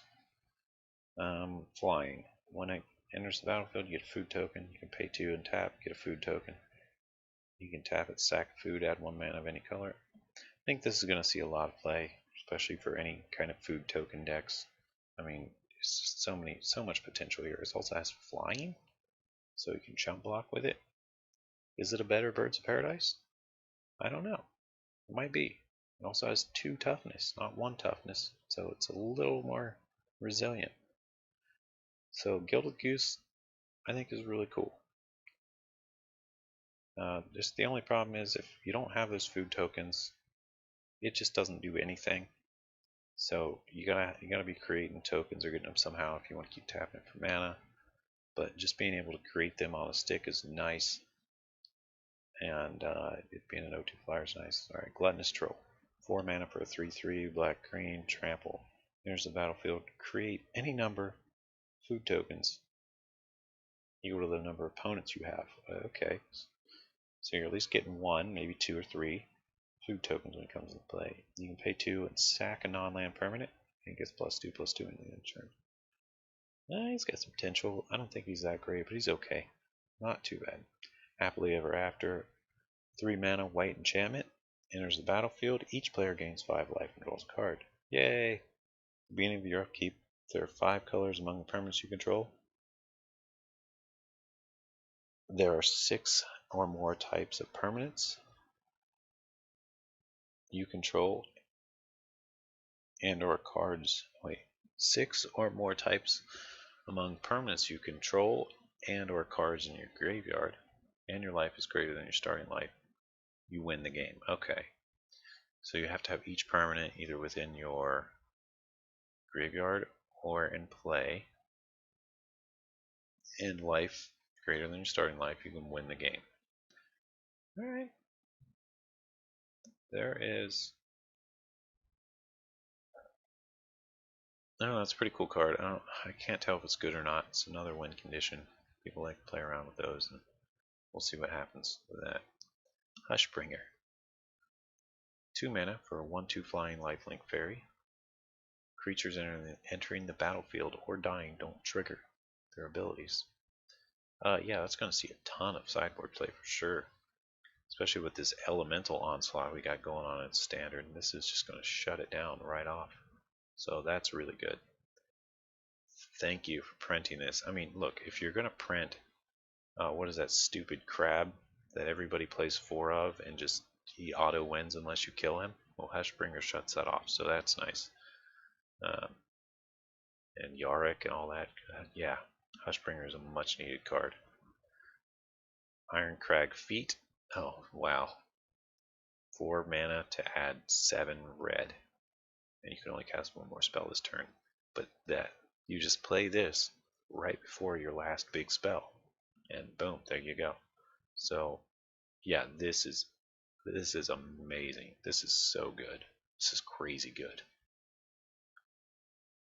It's just going to be all over the combo decks, the storm decks. You just play it last, right before your Dragon Storm or Grape Shot or whatever, and boom. Boom. Yeah, this is nuts. I don't even know what else to say about it other than look out for this one. Ironcrag Pyromancer, 3 mana for an 0/4. Whenever you draw your second card, does 3 damage to any target. That's pretty good. Knight's Charge, 3 mana enchantment, black-white. Whenever a knight you control attacks, each opponent loses life, you gain life. That's kind of a whatever effect, but it's late game bomb. 8 mana, sack, return all knights from your graveyard to the battlefield. Pretty good. I think we'll see this played some. It's debatable though. I mean, 8 mana is a lot. So if it gets to that point, you're probably lost anyway if you're playing a wingy knight deck. So I don't know. It reminds me of Cavalcade though, because opponent loses life, you gain a life. No, you know what? I think this is really good. I think this is better than it seems actually, and this is just icing on the cake. This 8 and return all your knights, because you can just do that at the end of your opponent's turn, and boom, there's all your knights. Swing, win. So this might be OP. I'm not sure. Linden, the Steadfast Queen, 3 white mana for a 3/3 vigilance. Whenever a white creature you control attacks, gain a life. It's pretty lackluster for a legendary creature, but it's kind of cool, I guess. Lochmere Serpent, 6 mana for a 7/7 flash. You can pay a blue, sack an island, can't be blocked this turn. Pay a black, sack a swamp, gain a life, draw a card. Pay 2, exile 5 cards from an opponent's library. Return Lochmere from your graveyard to your hand. Activate as a sorcery. Pretty cool. I like this card. Not entirely sure if it's good or not. Seems okay. It's got potential. Lovestruck Beast. We know who this is. Sorcery, Adventure. 1 green, create a 1/1 white human. So this is 3 mana for 5/5. Can't attack unless you have a 1/1 creature. Beauty and the Beast. Mace of Valiant. This card I think is okay. 3 mana for an equipment. White equipment gets +1/+1 counter each time. Okay, equipped creature has +1/+1 for each charge counter on Mace of the Valiant and has Vigilance. Whenever a creature enters the battlefield under control, put a charge counter on it. So you gotta charge it up some. At least it gives the Vigilance. Kind of expensive equip cost, but it could be free if you got a Fervent Champion. So I think Mace of the Valiant has the potential to be a pretty strong card. Midnight Clock. Let's see, 3 mana for a blue artifact. Tap to add a blue mana. You can pay 3, put an hour counter on Midnight Clock. Beginning of your upkeep, put an hour counter on Midnight Clock. When the 12th counter is on this, when it's put on there, shuffle your hand, graveyard, and library. Draw 7 and exile the clock. This is pretty cool. I mean, just being able to time that clock and get a fresh hand is pretty nice. So I think this is a pretty strong card. I mean, you can think of it as a mana stone, and then it just has the potential to draw you a fresh 7 cards. So I think this is better than it initially seems. Mirror Maid. 3 mana for an enchantment, copies an artifact or enchantment. Very nice. Yeah, this is super cool. Murderous Rider. Oh, he's got an adventure, a 3 mana instant, destroy a creature, planeswalker, lose 2 life. Super cool. It's basically a murder, but it can also be planeswalker, so even better. Lose 2 life. And then you can play him 3 mana for a 2/3 lifelink. When he dies, put it on the bottom of its owner's library. This guy's pretty good. I like him. Oathsworn Knight. Yeah, he's cool. Okay, I think this is a little better than it seems to, and I'm going to explain why. Alright, it's 3 mana for a 4/4. He attacks each combat, if able. Have at you. If damage would be dealt to him, and while he has a +1/+1 counter, you prevent the damage, remove +1/+1 counter. Okay, so it seems like, oh, you'll just be able to ping him down, right? Okay, well, how do you ping him? You got to block him, pretty much, or you got to waste spells on him. You got to waste abilities on him, and he still doesn't die. He just prevents the damage, gets smaller, prevents damage, gets smaller. So he's pretty much going to do, going to be effectively like using up 4 things of your opponents to get rid of him totally. And if you have a way to keep putting +1/+1 counters on him, he's even more crazy. So I think this card is highly underrated or unrated at all. I don't even know if it's rated. Some people think it's bad. I think it has a lot of potential. We might see some interesting things.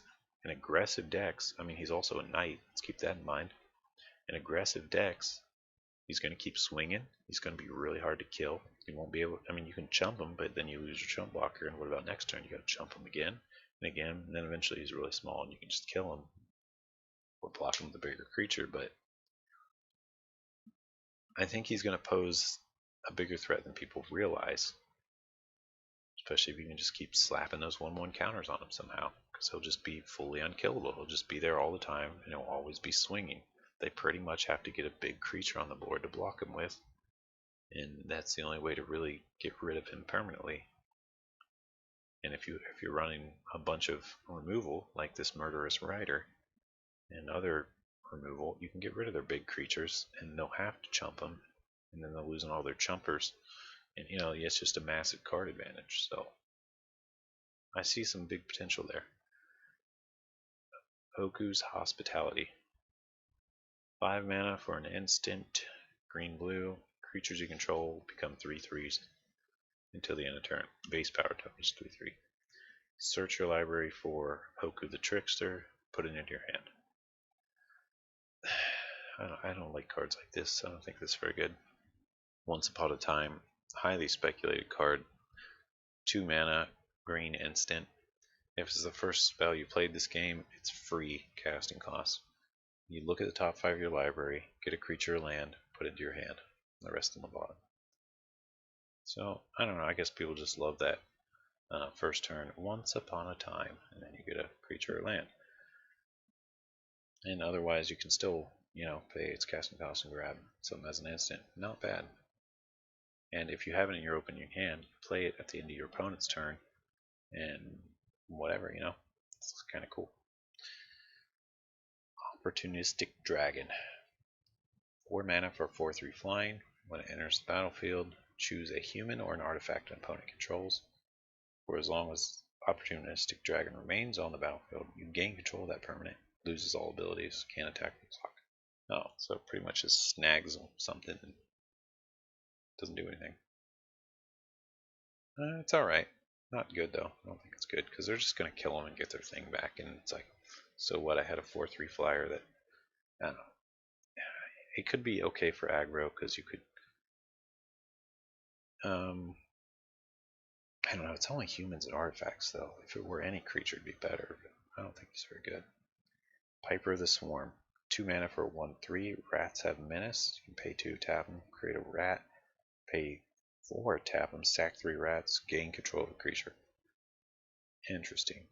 Not bad. I like the card, but I don't think it's that great. It's just too long to get going. People are gonna, they're gonna be aware of what you're doing by the time you get to start sacking rats and gaining control of stuff. So it's just too slow of a card in that way. But rats have menace, and you can create rats, and he's a 1/3, so I don't know. He might not be as bad as I think. Return of the Wild Speaker. 5 mana, green instant. Draw cards equal to your biggest non-human's power, or non-humans get +3/+3 until the end of turn. Not too bad. Rowan Stalwarts. 5 mana for 5/2. When he enters the battlefield, you can grab Rowan's Fearless Spark Mage, put it in your hand. That's just a big whatever card. Shimmer Dragon. 5/6 for 6 flying, as long as you have 4 more artifacts. It's hexproof. Tap 2 artifacts. Draw a card. Pretty cool. Yeah, I think this is really good. It'd be nice if, I don't know, I feel like it's lacking something, but no, maybe this is pretty good. Blue's just got a lot of this artifact stuff in it. I feel like it's going to be really strong. Silverwing Squadron. 6 for a star. Human Knight, Flying Vigilance, Power and Toughness equal to the number of creatures you have. When it attacks, create a 2/2 white Vigilance creature. A number of 2/2 white Knight creatures with Vigilance equal to the number of opponents you have. So it's kind of cool, but I mean, a 6 casting cost, that's really expensive. I mean, he could be really big if you got a lot of creatures. So I don't know. It is flying though. Flying Vigilance. Maybe this is a bomb. I don't know. It's iffy. Flying Vigilance is nice, and if he's, I mean, if it's only like a 2/2 though, you're just gonna feel bad paying that much for it, and then you attack and get like 1 knight or 2 knights, and I don't know. We'll see what happens with that card. I don't think it's too good. Sorcerer Spyglass. Look at opponent. 2-drop artifact. Is this a reprint? I feel like it is. I was out of Magic for a few years, so I missed some stuff. Enters battlefield. Look at opponent's hand. Choose any card. Activated abilities of sources with chosen name can't be activated unless they're mana abilities. So you can shut down creature abilities, shut down equipment, stuff like that. It's probably going to be a big sideboard card. Steelbane Hydra. Oh, another Hydra. It's a turtle. 2 green and X. Enters the battlefield. X/1/1 counters on it. Pay 2, remove a counter, destroy an artifact or enchantment. Very nice. Very nice. Stolen by the Fae. 2 blue and X. Sorcery. Return target creature with converted mana cost X to its owner's hand. You get that many blue fairy tokens. Stone Coil Serpent. An X artifact creature. Snake. Reach, trample, protection from multicolored. Enters the battlefield with X/1/1 counters on it. Pretty cool. Reach and trample is nice. And protection from multicolored. That's a nice little bonus too. So not too bad. Stormfist Crusader. Menace. Okay, it's a 2/2 human knight. Menace. Black red. Beginning of your upkeep, each player draws a card and loses 1 life. Each player. That's interesting. I don't know if I'd play it. You don't really want to have your opponents drawing extra cards. It's probably better stuff to play, but I don't know. It's also not that bad. It might be fun in group games and stuff.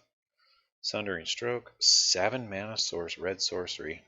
Deal 7 damage, divided how you choose, among 1, 2, or 3 targets. At least 7 red mana was spent to play this card. Instead, Summoning Stroke does 7 damage to each of those permanents or players. Okay, so if you 7 red this, you do 7 damage to up to 3 different targets. Otherwise, you split 7 damage as you want. It's a little expensive. I don't know if that's that great. It might be fun in multiplayer. Taste of Death. 6 mana for a black sorcery. Each player sacks 3 creatures. You create 3 food tokens. Alright. Each player, including yourself. Okay, well that's only iffy then. I mean, looking at mono black control again here. Thorn Mammoth. 7 mana for 6/6 Trample Elephant. Green meanie. Whenever Thorn Mammoth or another creature enters the battlefield under control, Thorn Mammoth fights target creature you don't control. That's pretty neat. So you get to kill something when he comes in. You get to kill something whenever another creature comes in later. So yeah, that has potential to really shut down your opponent if you play him and then start playing more creatures afterwards in your following turns. They have to get rid of him or he's just going to wipe their board. Tome of Legends. A 2 mana artifact enters the battlefield with a page counter on it. When your commander attacks, enters the battlefield or attacks, put a page counter on Tome of Legends. 1 tap, remove a page, draw a card. That's okay. I mean, it's very cheap. That's the nice thing about it. So you can get some advantage out of that. Torbrand, Thane of the Fell. 4 mana, heavily red, for 2/4. Your red sources do an additional 2 damage, basically. All your red sources do an additional 2. That's pretty good. Vantress Gargoyle. Additional 2 to opponents only, so not yourself. If you got like an earthquake or something. Vantress Gargoyle. 2 mana for a 5/4 flying gargoyle. Blue. 2 mana for 5/4 flying. Okay, what's the drawback?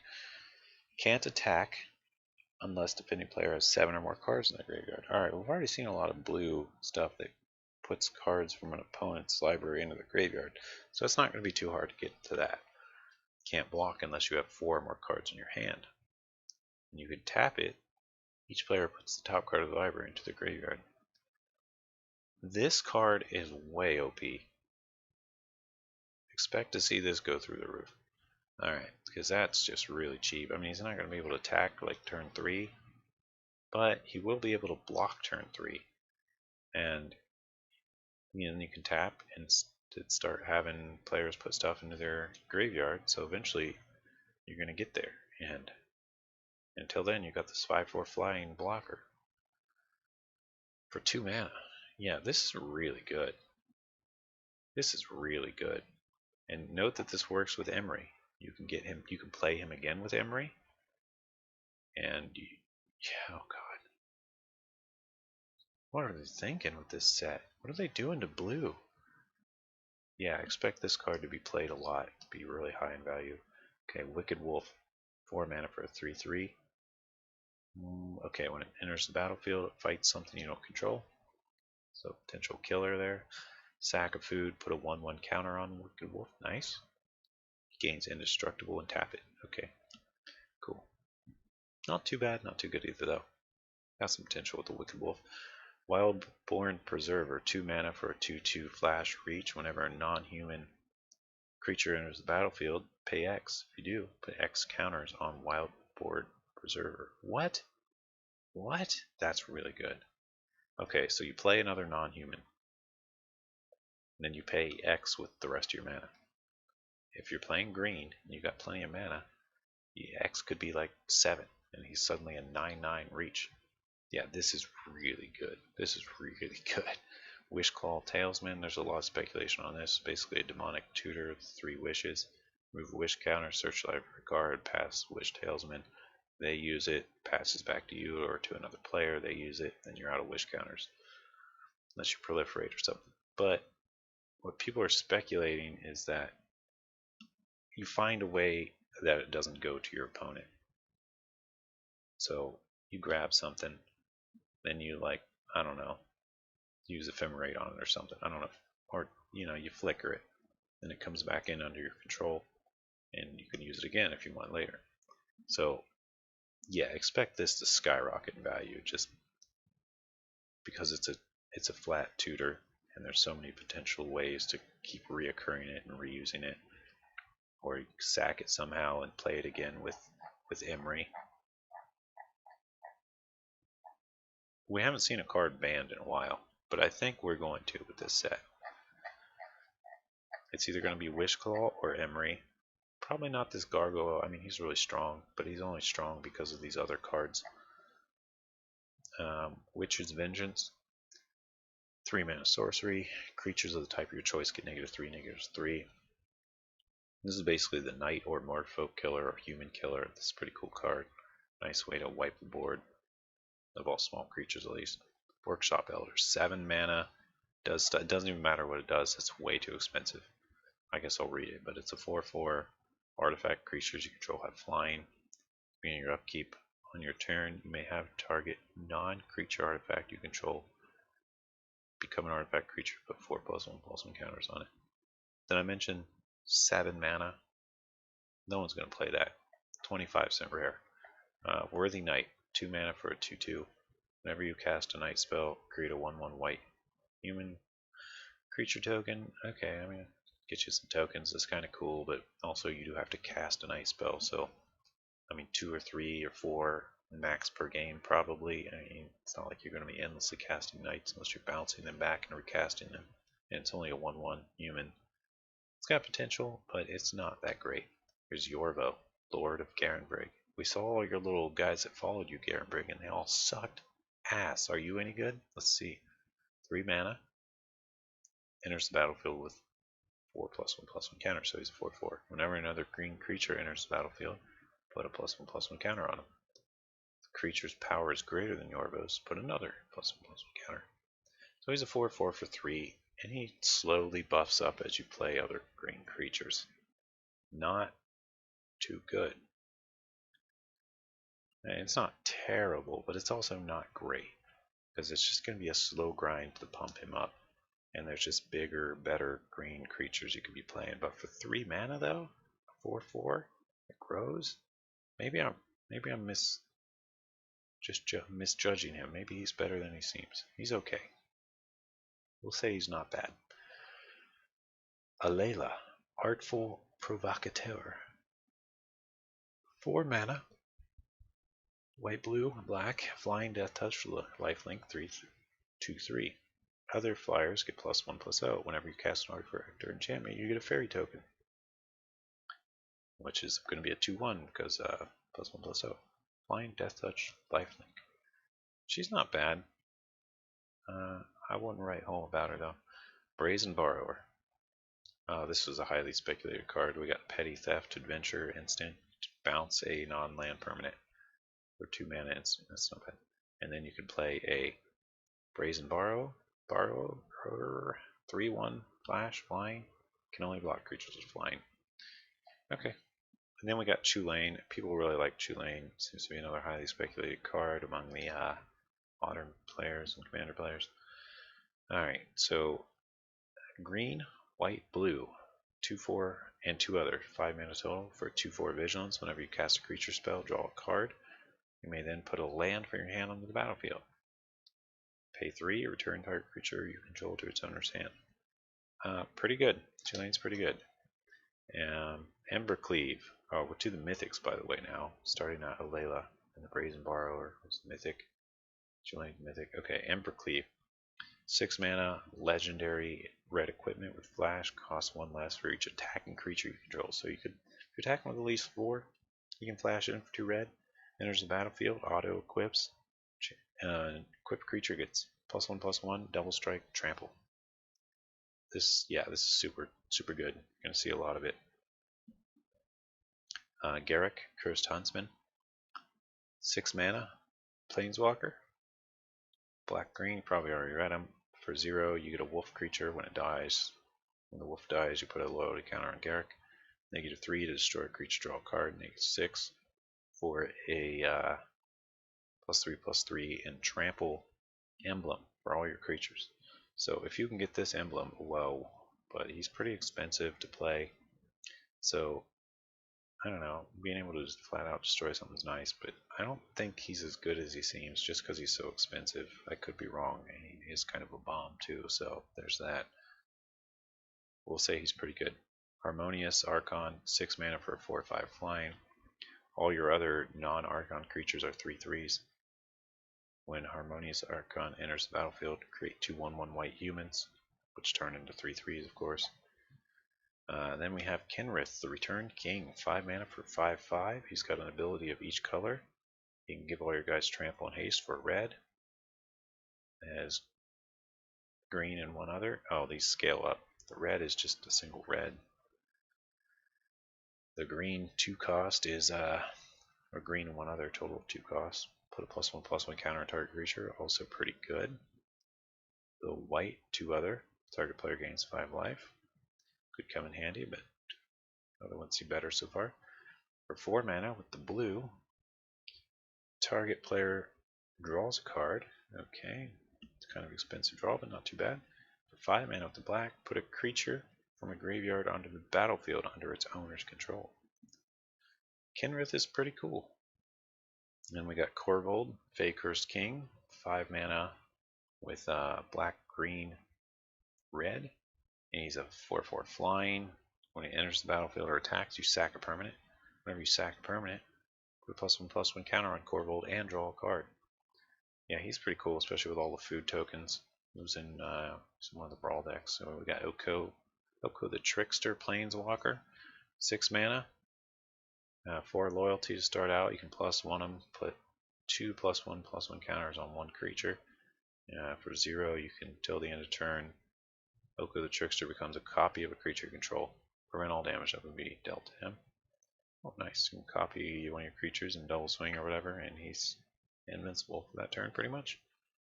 And for -7, till end of turn, each creature you control has base power toughness 10/10 and gains trample. He's pretty cool. And we got Oko Thief of Crowns, the 3 mana version, with 4 loyalty, +2 to create a food token. Very nice. Or +1, target artifact or creature loses all abilities and becomes a base plain old 3/3 elk. Or we got the -5. Exchange control of an artifact or creature you control and target creature an opponent controls with power 3 or less. Okay, so you can do some interesting things there, but alright, interesting. We're getting close to the tail end here, just a few more to go. Outlaws Merriment, 4 mana, beginning of your upkeep, choose 1 at random. Create a red and white creature token with those characteristics. So your upkeep, you get it randomly one of these. You get a 3/1 trample haste, or a 2/1 with lifelink haste, or a 1/2 with haste of when it enters the battlefield, 1 damage to any target. Not bad. I mean, once you get this out, you're just going to keep pumping out creatures, so that's kind of cool. Questing Beast. This seems like a really good card. I guess that's why it's mythic. 4 mana for a 4/4 beast, legendary creature. Vigilance, Death Touch, Haste. Can't be blocked by small creatures. Power 2 or less. Combat damage that would be dealt to this creature would be dealt by creatures you control. Can't be prevented. No fog effects. Can't prevent their damage. So that means it kills stuff like that Black Knight or the Monty Python Knight guy, wherever he is. Oathsworn Knight, because he tries to prevent damage. Questing Beast deals combat damage to an opponent, deals that much to a planeswalker as well. So yeah, a lot of abilities on one guy. Vigilance, Death Touch, Haste is just amazing. Rankle, Master of Pranks, 4 mana for a 3/3 flying haste. Whenever he deals combat damage to a player, choose any number. You can have each player discard, each player lose a life, draw a card, each player sack a creature. So you could do all 3 of those if you wanted. He's just cool. I don't know if he's good though. Realm Cloak Giant, 7 mana for 7/7 Vigilance, but he has a adventure. 5 mana, destroy all non-giants. I see this being used some. It's a nice board wipe, destroying all non-giants there. And for 7, you can get that 7/7 Vigilance Giant. So if you're running a bunch of these, you can adventure him out at will. He's not legendary. And you can be destroying all non-giants and just keeping your 7/7 Vigilances. I mean, it's got potential. It's very expensive, though, so there's that. There's Robber of the Rich, 2 mana for a 2/2 reach haste. Whenever he attacks, defending player has more cards in hand than you do. Exile the top card of their library. During the turn you attacked with a rogue, you may cast that card, and you may spend mana of whatever color to cast it. That's all one block of text, so even if he dies, you can have other rogues trigger it. We got Rowan, Fearless Spark Mage, 5 mana for 5 loyalty, Planeswalker, +1, target creature gets +3 in first strike into the end of the turn, +3 power in first strike. -2 deals 1 damage to each of the 2 targets. Those creatures can't block. -9, gain control of all creatures. Untap them, they gain haste. So that's an absolute game winner bomb there. Okay, we got Sir Gwen, Hero of Ashenvale, 6 mana, red, white, black, 5/5, Vigilance, Menace, Human Knight. Sir Gwen! Whenever an equipped creature you control attacks, draw a card, lose life. Equipment you control have Equip Knight 0. So your Knight cost becomes 0. That's pretty cool for Sir Gwen. Cauldron of Eternity. Equip Knight 0. Oh, that's so good. Cauldron of Eternity. 12 mana, black legendary artifact, costs 2 less for each creature card in your graveyard, so it could potentially be just 2 black, but probably going to be pretty expensive. Whenever a creature you control dies, put it on the bottom of its owner's library. And you can pay 2 or 3, tap, pay 2 life, return a creature card from your graveyard to the battlefield. Interesting card. I mean, if you can get it out for the 2 black and start playing your stuff from your graveyard, that's pretty cool. But once you haven't played though, they're going to start going to the bottom of your library, so it's going to kind of have a limited effect. But still, I mean, that's could be a lot of creatures that you're getting back. Circle of Loyalty. Okay, we're at the tail end here. This is the very last 4 cards. Thanks for sticking it out this long. The Circle of Loyalty. 6 mana for a legendary artifact. This spell costs 1 less to cast for each knight you control. Creatures you control get +1/+1. So if you got 4 knights, it's just 2 white, and your creatures get +1/+1. Whenever you cast a legendary spell, create a white knight, 2/2 white knight with vigilance. You can pay 3 and tap, get a knight with vigilance. Pretty good for those knight decks. Not bad. It's going to see some play for sure. The Great Henge costs 9 mana, costs X last cast, where X is the greatest power among creatures you control. So if you got a 7 power creature, it's only costs 2 green. You can tap to add 2 green, gain 2 life. Whenever a non-token enters the battlefield, put a +1/+1 counter on it and draw a card. Yeah, this is sick. This is great. I love this. It's going to be pretty cheap to play. If you ever pay it for that cost, you're in trouble anyway. So you get to tap for mana, gain life. Whenever you play a creature, you draw a card and it gets a counter. That's just so good. So good. The Magic Mirror. 9. Wait a minute. Okay, I'm just looking. There's one of these big legendaries of each color. The red one is Embercleave. It's the equipment. So that's interesting. I think. I didn't see another one. Yeah, it's the equipment. That's the red one. Alright, the Magic Mirror. 9 mana, costs 1 less for each instant sorcery in your graveyard, so it could be just potentially 3 blue. You have no max hand size. Beginning your upkeep, put a knowledge counter on Magic Mirror, and draw a card for each counter on Magic Mirror. Okay, so first turn you're going to draw 1, second turn you're going to draw 2. If you end up proliferating, you can accelerate that. Yeah, you're just going to draw so many cards, no max hand size. That's super good. That's great. Very expensive though, unless you can drop a lot of instants and sorceries real quick. That's a really cool card though. I think of these, just to speculate on these legendary equipments, I think the big ones are definitely going to be, well, Embercleave is iffy. I mean, it might be pretty big, but I don't think it's going to be the best. The Cauldron of Eternity, I don't think is very good. I could be wrong though, because people could mill themselves and then play it for 2 black and then put those creatures onto the battlefield. So this could have some serious combo implications on the Cauldron. Oh my. I just noticed that I might have been talking through a lot of this video while cutting off some of the cards. I apologize if that happened. So yeah, a lot of combo potential on this Cauldron of Eternity, so it might get big for that reason. People mill themselves, playing for 2 black, playing the creatures, kind of like Reoccurring Nightmare back in the day.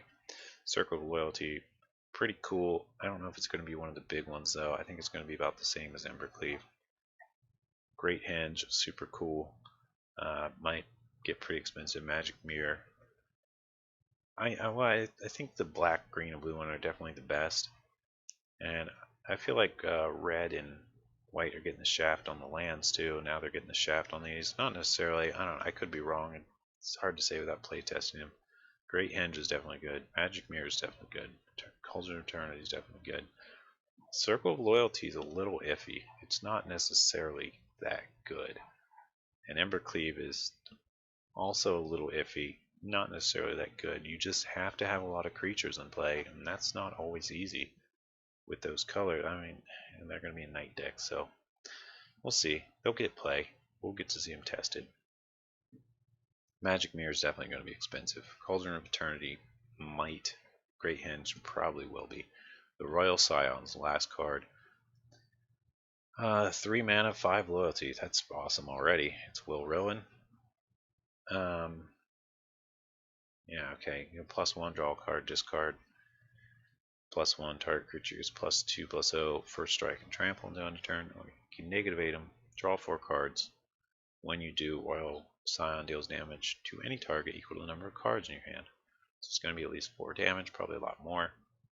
Any target. Any target. That's pretty good. Opponent, Planeswalker, creature. Yeah, this is really good. And it's just so cheap for a 5 loyalty. The Sift will help early game if you need lands or whatever. But otherwise, I don't know, Sift can be a bane too. Or maybe since you're playing blue, you want a lot of stuff in your graveyard because it's the way blue seems to be going. Alright, thank you for sticking this video out and hanging out talking about Throne of Eldraine. It's been quite a wild ride going through every card. And yeah, if you like this video, give it a like. If you stuck out this long, maybe you like some of my other videos. We've been talking about how to just do some serious ownage with Magic the Gathering. And gender reveal at 10 subscribers. Yeah, that's right. Gender reveal at 10 subscribers. Am I a male? Am I a female? Am I an it? Yeah. Okay. All joking aside, I appreciate your support, and yeah, sometimes I might say some silly things to try to spice it up, so that's just the way it is. Hope you enjoyed this video.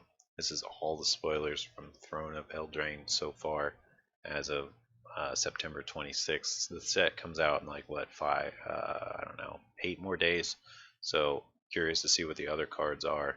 It's been quite a ride. Alright, thanks guys, and peace out. Thanks to Scryfall again for compiling this list. I'm on their website looking at them. All right, peace out, guys.